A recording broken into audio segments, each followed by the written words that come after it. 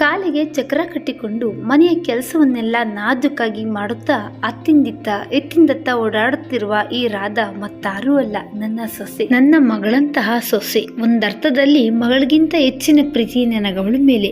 ನನ್ನ ಪ್ರೀತಿಯ ಮುದ್ದು ಕಂದ ಈಕೆ. ನನಗೆ ವಯಸ್ಸಾಗಿದೆ, ಹೊರಗಡೆ ಕರೋನಾದ ಅಟ್ಟಹಾಸವಿದೆ.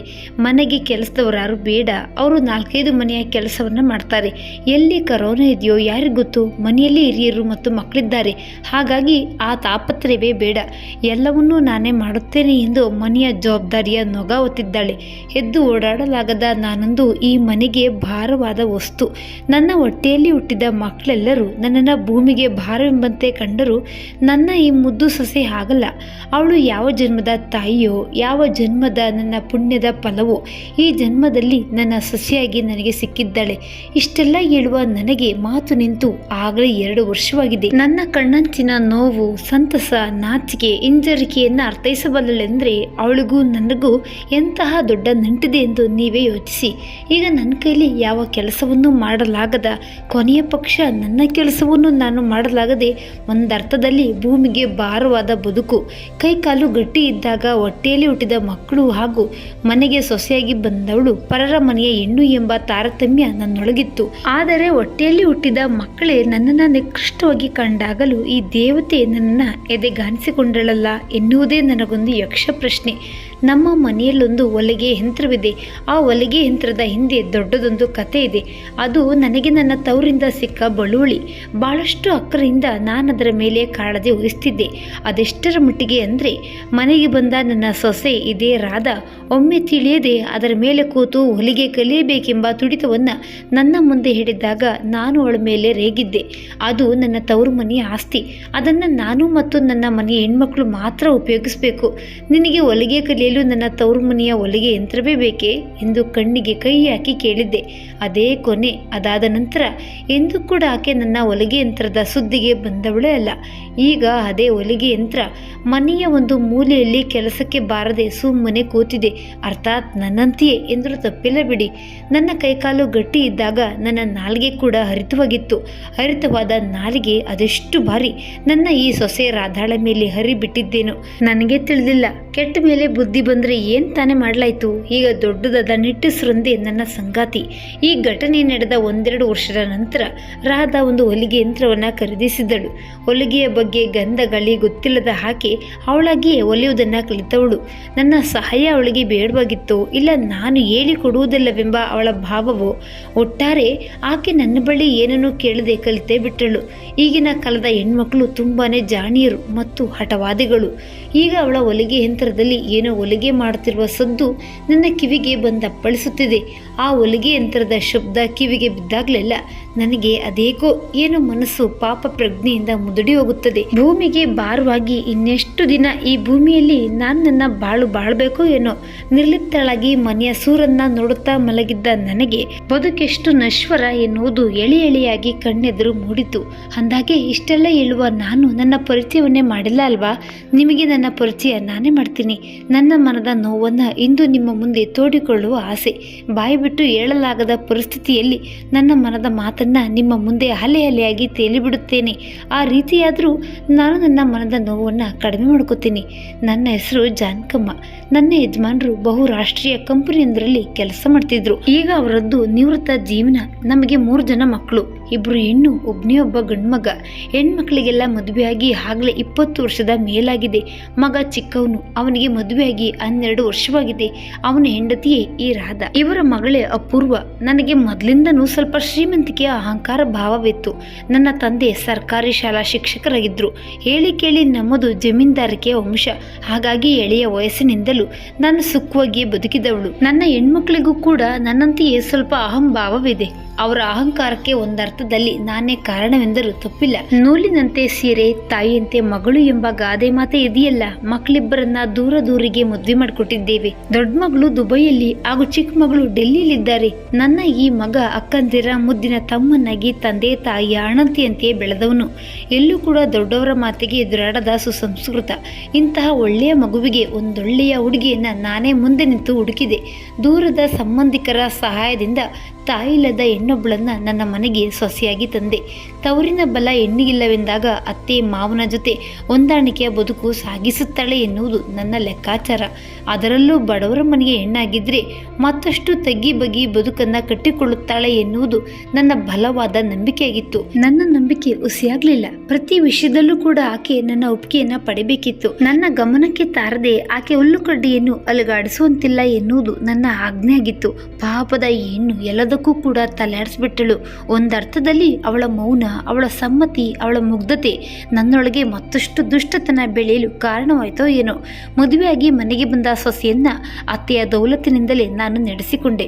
ನನ್ನ ಮನೆಯ ಹೆಣ್ಣು ಮಕ್ಕಳು ಮದುವೆಯಾಗಿ ಗಂಡನ ಮನೆಗೆ ಹೋಗುವಾಗ ಮೈ ತುಂಬಾ ಚಿನ್ನಾಭರಣವನ್ನ ಹಾಕಿಕೊಂಡಿದ್ರು. ತವರಿನ ಬಲವಿಲ್ಲದ ತಾಯಿಯನ್ನ ಕಳೆದುಕೊಂಡ ಈ ಹೆಣ್ಮಗು ನನ್ನ ಮನೆಗೆ ಬರುವಾಗ ಪಾಪ ಎರಡೆಳೆ ಸರ, ಕೈಯಲ್ಲಿ ಎರಡೆರಡು ಚಿನ್ನದ ಬಳೆಗಳಿದ್ದವು. ಮನೆಗೆ ಬರುತ್ತಿದ್ದ ನೆಂಟರಿಷ್ಟರು ಅವರಿವರ ಮುಂದೆ ನನ್ನ ಮರ್ಯಾದೆ ಹೋಗಬಾರ್ದೆಂದು ನನ್ನ 2 ಸರ ಮತ್ತು 4 ಬಳೆಗಳನ್ನ ಇವಳಿಗೆ ಕೊಟ್ಟಿದ್ದೆ. 1-2 ತಿಂಗಳು ಇವೆಲ್ಲವನ್ನ ಮೈ ಮೇಲೆ ಹಾಕೊಂಡಿರು, ಆಮೇಲೆ ನನಗೆ ಹಿಂತಿರುಗಿಸು ಹಿಂದೆ ಅತ್ತೆಯ ದಾಟಿಯಲ್ಲಿ. ಪಾಪದ ಈ ನನ್ನ ಸೊಸೆ ರಾಧ ತಿಂಗಳೊಳಗೆ ಜೋಪಾನವಾಗಿ ಹಿಂದಿರುಗಿಸಿದಳು. ಅತ್ತೆ, ಮನೆಯಲ್ಲಿ ಇಷ್ಟೊಂದು ಚಿನ್ನವನ್ನ ಯಾರು ತಾನೇ ಹಾಕೋತಾರೆ? ನನಗೇನು ಚಿನ್ನದ ಮೇಲೆ ಆಸೆ ಇಲ್ಲ ಅತ್ತೆ ಎಂದು ಪ್ರೀತಿಯಿಂದಲೇ ಹಿಂತಿರುಗಿಸಿ ಕೊಟ್ಟಳು. ನಾನು ನನ್ನ ಮಗಳೆಂಬ ಅರ್ಥದಲ್ಲಿ ಇರ್ಲಿ ಬಿಡು, ಇದನ್ನ ನೀನೇ ಇಟ್ಕೋ ಎನ್ನುವ ದೊಡ್ಡತನವನ್ನ ಎಂದೂ ಕೂಡ ಮಾಡಲಿಲ್ಲ. ಕಂಡವರ ವಸ್ತುಗಳಿಗೆ ಆಸೆ ಪಡುವ ಪ್ರವೃತ್ತಿ ಈಕೆಯದಲ್ಲ ಎನ್ನುವುದು ನನಗೆ ಆಗಲೇ ತಿಳಿದೋಗಿತ್ತು. ಇಂಥ ಅಪರಂಜಿ ಸೊಸೆಯನ್ನ ನಾನು ಅಕ್ಕರೆಯಿಂದ ನೋಡಲಾಗದೆ ಹೋದ್ನಲ್ಲ. ಈಗ ಕೈಲಾಗದ ಸಮಯದಲ್ಲಿ ಆಕೆಯನ್ನು ಹತ್ತಿರಕ್ಕೆ ಸೆಳೆದು ಅವಳ ಆಸರೆಯಲ್ಲಿ ಸಿಕ್ಕಿಕೊಂಡು ಅವಳಿಗೆ ಕಷ್ಟವನ್ನು ಉಣಬಡಿಸುವುದು ಎಷ್ಟು ಸರಿ? ಹೀಗೆ ನೂರಾರು ಪ್ರಶ್ನೆಗಳು ನನ್ನನ್ನು ದಿನ ಬೆಳಗಾದರೆ ಕಾಡ್ತಿವೆ. ಅಯ್ಯೋ ಅತ್ತೆ, ಬೆಳಗ್ಗೆಯಿಂದ ನೀವು ಬರೀ 2 ಇಡ್ಲಿ ತಿಂದಿದ್ದೀರಿ, ಈ ಹಣ್ಣಿನ ರಸವನ್ನು ಕುಡಿಸುತ್ತೇವೆ ಅತ್ತೆ ಎಂದು ಬೆಳಿಗ್ಗೆ ಬಂದು ಪುಟ್ಟ ಮಗುವಿಗೆ ತಲೆ ಎತ್ತಿ ಅಮ್ಮ ಹಾಲು ಕುಡಿಸುವಂತೆ ಚಮಚದಿಂದ ನನ್ನ ಬಾಯಿಗೆ ಹಣ್ಣಿನ ರಸವನ್ನು ನಿಧಾನವಾಗಿ ಹಾಕಿದಳು. ಇವಳಿಗೆ ನನಗಾವುದು ಇಷ್ಟ ಮತ್ತು ಯಾವುದನ್ನು ಕುಡಿಸಿದ್ರೆ ಒಳ್ಳೆಯದು ಅನ್ನೋದೆಲ್ಲವೂ ತಿಳಿದ್ಬಿಟ್ಟಿದೆ. ಎಲ್ಲೂ ಬೇಸರ ಮಾಡಿಕೊಳ್ಳದೆ ಶಾಂತಚಿತ್ತತೆಯಿಂದ ನನ್ನ ಆರೈಕೆಯನ್ನು ಮಾಡ್ತಾ ಇರೋದು ನನ್ನೊಳಗೆ ಏನೋ ಒಂದು ರೀತಿಯ ಸಂಕಟವನ್ನು ಜಾಸ್ತಿ ಮಾಡಿದೆ. ಹಣ್ಣಿನ ರಸವೇನೋ ಸಿಹಿಯಾಗಿತ್ತು, ಆದರೆ ಅವಳ ಬದುಕಿನಲ್ಲಿ ನಾನು ಅದೆಷ್ಟು ಬಾರಿ ಕಹಿಯ ರಸವನ್ನು ಅವಳಿಗೆ ಕುಡಿಸಿದ್ದೇನೆ ಎನ್ನುವುದು ಹಲೆ ಹಲೆಯಾಗಿ ನನ್ನ ಕಣ್ಣ ಮುಂದೆ ತೇಲಿ ಬಂತು. ತಾಯಿ ಇಲ್ಲದ ಹೆಣ್ಣೆಂದು ಒಂದು ಬಾರಿ ಕೂಡ ನಾನು ಇವಳ ಆರೈಕೆಗೆ ನಿಂತವಳಲ್ಲ. ಕನಿಷ್ಠ ಪಕ್ಷ ಇವಳ ಬಗ್ಗೆ ಅಕ್ಕರೆಯನ್ನು ಕೂಡ ನಾನು ಹೊಂದಿರಲಿಲ್ಲ. ಆದರೆ ಇವಳು ಮಾತ್ರ ನನ್ನ ಬಗ್ಗೆ ಯಾಕಿಷ್ಟು ಕಾಳಜಿ ವಹಿಸುತ್ತಾಳೆ ಎನ್ನುವುದು ಆ ದೇವರಿಗೆ ಗೊತ್ತು. ಅತ್ತೆ, ನೀವು ಸುಧಾರಿಸ್ಕೊಳ್ಳಿ, ನಿಮ್ಮ ಸ್ನಾನಕ್ಕೆ ರೆಡಿ ಮಾಡಿದ್ದೀನಿ ಎನ್ನುತ್ತಾ ತಂದಿದ್ದ ತೆಂಗಿನ ಎಣ್ಣೆಯನ್ನ ತಲೆಗೆ ಹಾಕಿ ನಿಧಾನಕ್ಕೆ ಮಸಾಜ್ ಮಾಡಿದಳು. ಮೊಣಕೈ ಮೊಣಕಾಲಿಗೆ ಎಣ್ಣೆಯನ್ನು ಹಚ್ಚಿ 1-5 ನಿಮಿಷ ಎಣ್ಣೆ ದೇಹ ಏರ್ಕೊಳ್ಳಿ ಅತ್ತೆ ಎಂದು ಒಳಹೋದಳು. ಮೊಣಕಾಲ ಉದ್ದದ ನೈಟಿ, ಒಳ ಉಡುಪುಗಳನ್ನು ಸಿದ್ಧಗೊಳಿಸಿ ಬಾತ್ರೂಮ್ನಲ್ಲಿ ಇರಿಸಿ ಬಂದಳು. ಪುಟ್ಟ ಮಗುವನ್ನ ತಾಯಿ ಎತ್ತಿ ಕೂರಿಸುವಂತೆ ನನ್ನ 2 ಬಾವುಗಳನ್ನ ತನ್ನ ಕೈಯೊಳಗಿರಿಸಿ ನಿಧಾನಕ್ಕೆ ನನ್ನ ಪಕ್ಕದಲ್ಲೇ ಇಟ್ಟಿದ್ದ ವೀಲ್ ಚೇರ್ನ ಮೇಲೆ ಕೂರಿಸಿದಳು. ಇವಳು ಯಾಕೆ ನನಗೆ ಇಷ್ಟೊಂದು ಪ್ರೀತಿ ತೋರಿಸ್ತಿದ್ದಾಳೆ? ಒಂದಲ್ಲ ಎರಡಲ್ಲ 10 ವರ್ಷಗಳ ಕಾಲ ನಾನು ಕೊಟ್ಟ ಆ ಹಿಂಸೆಯನ್ನ ಯಾಕೆ ಇವಳು ಮರೆತಿದ್ದಾಳೆ? ಹೆಣ್ಣು ಕ್ಷಮೆಯ ದರಿದ್ರಿ ಎಂದು ನಾನು ಬಲ್ಲೆ, ಆದರೆ ಈ ಚಿಕ್ಕ ವಯಸ್ಸಿನಲ್ಲಿ ಇಷ್ಟೊಂದು ತಾಳ್ಮೆ ಸಹನೆ ಆ ದೇವ್ರ ಇವಳಿಗೆ ಅದೆಲ್ಲಿಂದ ಕೊಟ್ಟ? ನಾನು ದಡುತಿ ಹೆಂಗ್ಸು, ದೇಹಕ್ಕೆ ವ್ಯಾಯಾಮವಿಲ್ಲದೆ ದೇಹ ಊದ್ಕೊಂಡಿದ್ದೆ. ಪಾಪದ ಈ ಹೆಣ್ಮಗಳು ದಿನವಿಡೀ ಕೆಲಸ ಮಾಡಿ ಮಡಿ ಸೊರಗಿ ಬೆಂಡಾಗಿ ಹೋಗಿದ್ದಾಳೆ. ಅವಳಿಗೆ ನನ್ನ ದೇಹದ ಭಾರವನ್ನು ಸಹಿಸಿಕೊಳ್ಳುವಷ್ಟು ಶಕ್ತಿ ಇಲ್ಲ ಎನ್ನುವುದು ನನಗೆ ಗೊತ್ತಿದೆ. ಆದರೂ ಇರೋ ಬರೋ ಶಕ್ತಿ ಎಲ್ಲವನ್ನ ಹಾಕಿ ಯಾರ ಸಹಾಯವೂ ಇಲ್ಲದೆ ನನ್ನನ್ನು ವೀಲ್ ಚೇರ್ನ ಮೇಲೆ ಕೂರಿಸಿ ನನ್ನ ಸೇವೆ ಮಾಡಲು ಆಕೆ ಪಡುವ ಪಾಡನ್ನ ನಾನು ನೋಡ್ಲಾರೆ.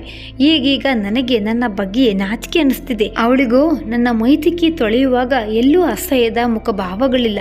ನನಗೆ ಸಹಿಸಿಕೊಳ್ಳಲಾಗದ ಈ ವೇದನೆ ನನ್ನ ಸೊಸೆಗೇಕೆ ಅನಿಸ್ತಿಲ್ಲ? ನನ್ನನ್ನು ಆರೈಕೆ ಮಾಡುವುದನ್ನು ಕಂಡಾಗಲೆಲ್ಲ ನನ್ನೊಳಗೆ ಮತ್ತಷ್ಟು ಪಾಪ ಪ್ರಜ್ಞೆ ಜಾಗೃತವಾಗುತ್ತೆ. ಇದಾವುದರ ಗೊಡವೆ ಇಲ್ಲದೆ ತನ್ನ ಪಾಡಿಗೆ ತಾನು ಕೆಲಸದಲ್ಲಿ ನಿರತಲಾಗುವ ಈ ರಾಧ ನನ್ನ ಪಾಲಿಗೆ ಮನುಷ್ಯಳಲ್ಲ. ಕರುಳು ತುಂಡರಿಸಿ ಹುಟ್ಟಿದ ಮಕ್ಕಳು ಕೂಡ ಈ ಮಟ್ಟದ ಆರೈಕೆಯನ್ನ ಎತ್ತಮ್ಮನಿಗೂ ಕೂಡ ಮಾಡಲಾರರು. ಆದರೆ ಈ ಹುಡುಗಿಗೆ ಯಾಕೆ ನನ್ನ ಬಗ್ಗೆ ಇಷ್ಟೊಂದು ಪ್ರೀತಿ? ಈ ಕಾಳಜಿ, ಈ ಅಕ್ಕರಿಗೆ ನಾನು ಅರ್ಹಳೆ? ಉತ್ತರ ನನ್ನ ಬಳಿಯೇ ಇಲ್ಲ. ಆದರೆ ಪುಟ್ಟ ಕಂದನಂತೆ ಸೊಸೆಯ ಎದುರು ಮತ್ತೆ ಮಗುವಾಗಿದ್ದಂತೂ ಸುಳ್ಳಲ್ಲ. ನನ್ನ ಮಗ ಸೊಸೆಗೆ ಅಪೂರ್ವ ಹುಟ್ಟಿದಾಗ ನಾನು ಅವಳ ಬಾಣಂತನವನ್ನು 1 ದಿನ ಕೂಡ ಮಾಡಲಿಲ್ಲ. ಅದು ಇದು ಅಂತ ನೆಪ ಹೇಳಿ ಮಗಳ ಮನೆ ಡೆಲ್ಲಿಗೆ ಹೋಗ್ಕೂತೆ. ಮಗ ಕೆಲಸದವಳೊಬ್ಬಳನ್ನ ನೇಮಕ ಮಾಡಿದ್ದ. ಅವಳೇ ಬಾಣಂತಿ ಮಗುವಿನ ಆರೈಕೆ ಮಾಡಿ ನೋಡ್ಕೊಂಡಿದ್ದು. ಮಗುವಿಗೆ 6 ತಿಂಗಳು ತುಂಬುವವರೆಗೂ ನಾನು ಊರ ಕಡೆ ಮುಖ ಕೂಡ ಮಾಡಲಿಲ್ಲ. ಎದೆ ಮಠ ಬೆಳೆದ ಮಗಳ ಮಕ್ಕಳನ್ನು ನೋಡಿಕೊಳ್ಳೋದಕ್ಕೆ ನಾನು ಅವರಿಗೆಲ್ಲ ಆಸರೆಯಾಗಿ ನಿಂತಿದ್ದೆ. ಆಗ ಈಗ ನನಗೆ ಕೈಕಾಲು ಆಡಿಸಿ ಮಾಡಿಸಲು ಆಗ್ತಿಲ್ಲ. ನಾನು ಕೂತಲ್ಲಿಯೇ ಕೂತಿದ್ದೇನೆ. ಒಂದು ದಿನ ಕೂಡ ಈ ಅಮ್ಮನ ಆರೈಕೆಗೆ ನನ್ನ ಹೆಣ್ಮಕ್ಳು ನನ್ನ ಬೆನ್ನಿಗೆ ಬಂದು ನಿಲ್ಲಿಲ್ಲ. ಗಂಡನ ರಜೆ ಇಲ್ಲದ ಕೆಲಸ, ಮಕ್ಕಳ ಓದು, ಸಾಲದಕ್ಕೆ ಈ ಕೊರೋನಾ ಬೇರೆ. ಈಗ ಅವರೆಲ್ಲರಿಗೂ ನೆಪವಾಗಿ ಹೋಗಿದೆ. ಇರ್ಲಿ ಬಿಡಿ, ನನ್ನ ಹೆಣ್ಮಕ್ಳೇ ತೋರಿಸಿದ ಪ್ರೀತಿಯನ್ನ ಈ ಸೊಸೆ ತೋರಿಸ್ತಿದ್ದಾಳೆ ಎಂದಾಗ ನನಗೆ ಒಂದು ರೀತಿಯ ಮುಜುಗರ. ಈ ತವರಿಲ್ಲದ ಸೊಸೆಗೆ ಒಂದು ದಿನ ತಾಯಿ ಪ್ರೀತಿ ಕೊಡದ ಕಪಟಿ ನಾನೆಂದು ಈ ಮುಗ್ಧ ರಾಧೆಗೆ ತಿಳಿಯದೆ ಹೋಯ್ತಲ್ಲ ಎನ್ನುವುದಕ್ಕೆ ನನಗೆ ನನ್ನ ಬಗ್ಗೆ ಬೇಸರ. ಸಪ್ತಪದಿ ತುಳಿದು ಕೈ ಹಿಡಿದ ಗಂಡನಿಗೂ ಕೂಡ ನಾನು ಭೂಮಿಗೆ ಭಾರ ಆದವಳು ಎಂಬ ಭಾವವಿದೆ. ಮೇಲೋಟಕ್ಕೆ ಅಕರೆ ಮಾತುಗಳು ಅವರಿಂದ ಬಂದರೂ ನಾನು ಅವರ ಒಳ ಮನಸ್ಸಿನ ಭಾವವನ್ನ ತಿಳಿಬಲ್ಲೆ. ನಾನು ಗಟ್ಟಿ ಇರುವಾಗ ಇವರೆಲ್ಲರ ಸೇವೆ ಮಾಡಿದ್ದೆ, ಆದರೆ ಈಗ ನನ್ನ ಸೇವೆಗೆ ಯಾರೂ ಇಲ್ಲ. ಜೀವನದಲ್ಲಿ ನಾನು ಯಾರನ್ನ ನಿಕೃಷ್ಟವಾಗಿ ಕಂಡಿದ್ದೇನೋ ಅವರ ದೃಷ್ಟಿಯಲ್ಲಿ ನಾನು ಉತ್ಕೃಷ್ಟಳಾಗಿದ್ದು ಹೇಗೆ? ಇದಕ್ಕೆ ನನ್ನ ಬಳಿ ಉತ್ತರವಿಲ್ಲ.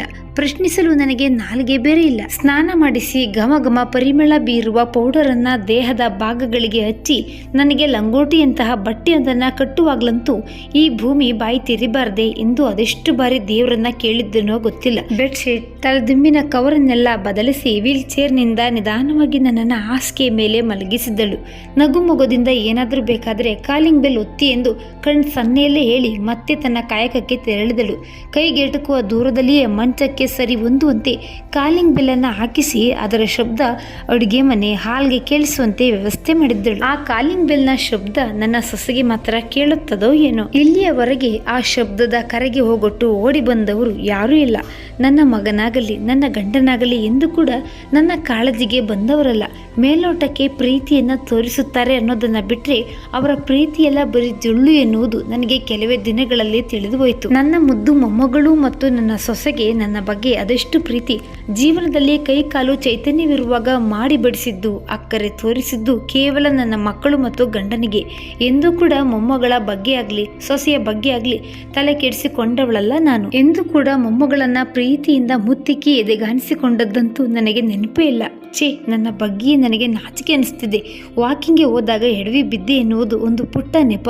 ನಂತರ ನಿಮಗೆ ಮೊಣಕಾಲಿನ ಮೂಳೆ ಸವದಿದೆ, ನಿಮಗೆ ನೀ ಕ್ಯಾಪ್ ಆಪರೇಷನ್ ಮಾಡಿಸಿದ್ರೆ ಸರಿಯಾಗುತ್ತೆ ಎನ್ನುವುದು ಡಾಕ್ಟರ ಅಭಿಪ್ರಾಯವಾಗಿತ್ತು. ಅವರಿವರ ಸಲಹೆ ಹಾಗೂ ನೆಂಟರಿಷ್ಟರ ಮಾತಿನಂತೆ ಮೂಳೆ ಸವೆತದಿಂದ ಹೀಗಾಗಿದೆ, ಹಾಗಾಗಿ ಆಪರೇಷನ್ ಮಾಡುವುದೇ ಸರಿ ಎನ್ನುವುದು ಎಲ್ಲರ ಅಭಿಮತವಾಗಿತ್ತು. ಆಪರೇಷನ್ ಏನೋ ನಿರ್ವಿಘ್ನವಾಗಿ ಆಯಿತು. ಫಿಸಿಯೋಥೆರಪಿಸ್ಟರಿಂದ ಕಾಲಕ್ಕೆ ಸರಿಯಾದ ಎಕ್ಸಸೈಸ್ ಆದರೂ ಕಾಲಿಗೆ ಶಕ್ತಿ ಮಾತ್ರ ಬರಲೇ ಇಲ್ಲ.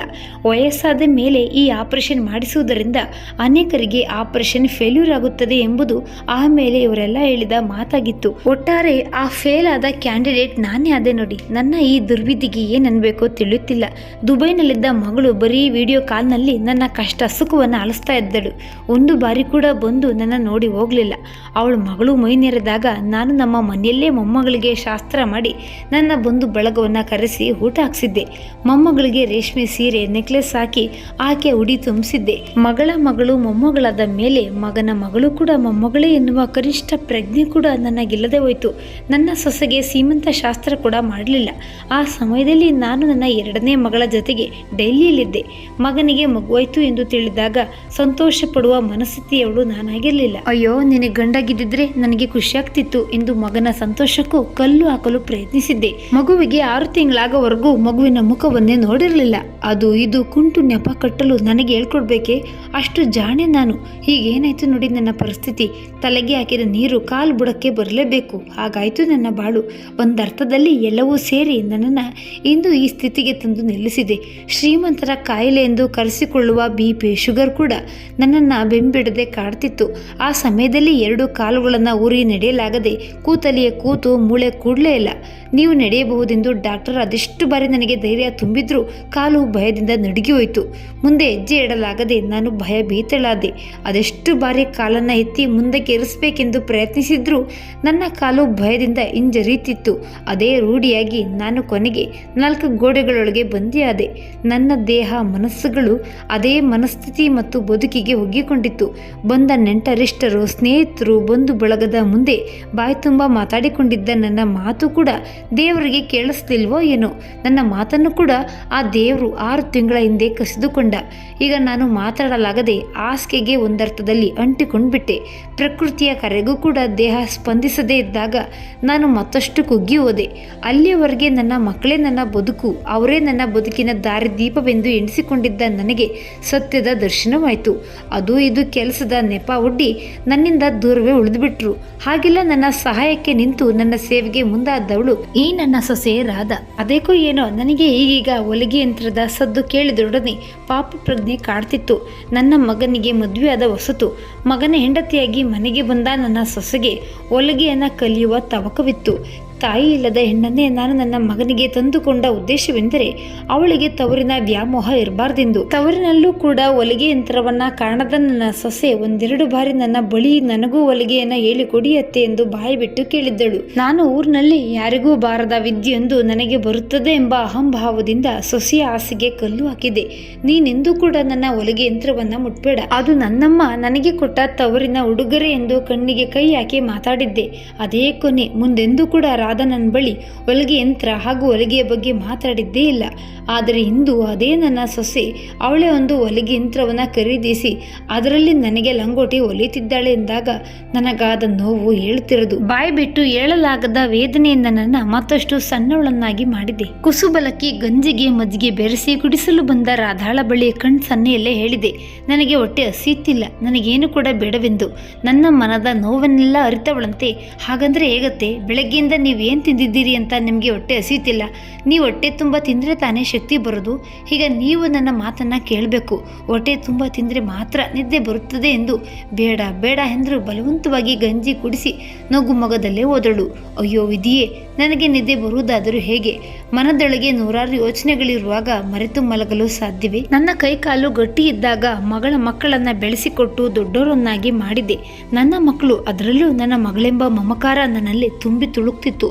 ಮಗನ ಮಗಳು ಎಂಬ ತಾತ್ಸಾರದಲ್ಲಿ ಅವಳ ಆರೈಕೆಯನ್ನು ಒಂದು ದಿನ ಕೂಡ ಮಾಡಲಿಲ್ಲ. ಅಪೂರ್ವಳಿಗೆ ಈಗ 9 ವರ್ಷ. ನನ್ನ ಮಗ ಸೊಸೆ ಇನ್ನೊಂದು ಮಗು ಬೇಡವೆಂದು ನಿರ್ಧರಿಸಿದ್ದಾರೆ. ಅವಳ ಚಿಕ್ಕಮ್ಮ ನನ್ನ ನೋಡಲು ಮೊನ್ನೆ ಬಂದಿದ್ರು. ಅವರು ರೂಮಿನ ಹೊರಗೆ ರಾಧಾಳ ಬಳಿ ಇನ್ನೊಂದು ಮಗು ಮಾಡಿಕೊಳ್ಳೆ, ನಿನಗೂ ಒಬ್ಬ ಮಗ ಬೇಕು ಅಲ್ವಾ ಎಂದು ಹೇಳ್ತಾ ಇದ್ದದ್ದು ನನಗೆ ಕೇಳಿಸಿತು. ಪಾಪದ ನನ್ನ ಸೊಸೆ ಇನ್ನೊಂದು ಮಗು ಬೇಡವೇ ಬೇಡ, ನಮಗೆ ಅಪೂರ್ವಳೆ ಎಲ್ಲ ಎಂದು ಹೇಳ್ತಾ ಇದ್ದದ್ದು ಕೇಳಿಸಿತು. ಮೊದಲ ಬಾಣಂತನದಲ್ಲೇ ಅವಳು ಅನುಭವಿಸಿದ ನೋವು, ಯಾತನೆ ಅವಳಿಗೆ ಇನ್ನೊಂದು ಮಗು ಬೇಡ ಎಂಬ ನಿರ್ಧಾರಕ್ಕೆ ಆಕೆಯನ್ನು ದೂಡಿದೆ ಎನ್ನುವುದನ್ನು ಅರಿಯದಷ್ಟು ದಡ್ಡಳು ನಾನಲ್ಲ. ತಾಯಿ ಇಲ್ಲದ ಹೆಣ್ಣು ಮಗಳಿಗೆ 1 ತಿಂಗಳು ಬಾಣಂತನವನ್ನು ನಾನು ಮಾಡಿದ್ದಿದ್ರೆ ಇಂದು ಅವಳ ಅಕ್ಕರಿಯ ಆರೈಕೆ ನನ್ನೊಳಗೆ ಪಾಪ ಪ್ರಜ್ಞೆಯನ್ನು ಜಾಗೃತಗೊಳಿಸ್ತಿರಲಿಲ್ಲ. ನನ್ನ 2 ಹೆಣ್ಮಕ್ಕಳಿಗೆ 2 ಮಕ್ಕಳು, ಆ 4 ಮೊಮ್ಮಕ್ಕಳ ಆರೈಕೆಯನ್ನು ಮಾಡಿ ಬೆಳೆಸಿಕೊಟ್ಟವಳು ನಾನು. ಮಗನ ಮಗುವೊಂದು ಹೆಚ್ಚಾಗಿ ಹೋಯ್ತಲ್ಲ ನನಗೆ. ಕೆಟ್ಟ ಮೇಲೆ ಬುದ್ಧಿ ಬಂದರೆ ಏನು ತಾನೇ ಮಾಡಲಾದೀತು? ಮದುವೆಗಿಂತ ಮುಂಚೆ ಖಾಸಗಿ ಶಾಲೆಯಲ್ಲಿ ಶಿಕ್ಷಕಿಯಾಗಿ ಸೇವೆ ಸಲ್ಲಿಸುತ್ತಿದ್ದ ನನ್ನ ಸೊಸೆ ಮದುವೆ ನಂತರ ಕೆಲಸವನ್ನು ಕೂಡ ಬಿಟ್ಟಳು. ಬೆಳಗ್ಗೆಯಿಂದ ಸಂಜೆಯ ತನಕ ಮನೆಯಲ್ಲಿ ಗಾಣದೆತ್ತಿನಂತೆ ದುಡಿಯುವ ನನ್ನ ಸೊಸೆಯ ಬಗ್ಗೆ ಎಂದೂ ಕೂಡ ನಾನು ಮುರುಗಿದವಳೇ ಅಲ್ಲ. ಆದರೂ ಇವಳಿಗೇಕೆ ನನ್ನ ಮೇಲೆ ಇಲ್ಲದ ಒಲವು? ನಾನು ಕೊಟ್ಟ ಅಂದಿನ ಕಷ್ಟಕ್ಕೆ ಪ್ರತೀಕಾರವಾಗಿ ಇವಳು ಈ ರೀತಿ ಮಾಡ್ತಿದ್ದಾಳೋ ಏನೋ ಎಂದು ಎಷ್ಟೋ ಬಾರಿ ನಾನು ಅಂದುಕೊಂಡಿದ್ದು ಉಂಟು. ಆದರೆ ನನ್ನ ಊಹೆ ನಿಜವಲ್ಲವೆನ್ನುವುದು ಕ್ಷಣ ಮಾತ್ರದಲ್ಲಿಯೇ ನನಗೆ ಅರ್ಥವಾಗಿ ಹೋಗ್ತಿತ್ತು. ಯಾರು ಎತ್ತ ಮಗಳೋ ಏನೋ, ನನ್ನ ಮಗನ ಮಡದೆಯಾಗಿ ನನ್ನ ಬದುಕಿಗೆ ಅಮ್ಮನಾಗಿ ಬಂದಿದ್ದಾಳೆ. ನಾನು ಎತ್ತು ಒತ್ತು ಸಾಕಿದ ನನ್ನ ಹೆಣ್ಮಕ್ಳೇ ನನ್ನ ಸೇವೆಯನ್ನು ಈ ಮಟ್ಟಕ್ಕೆ ಮಾಡಲಿಲ್ಲ.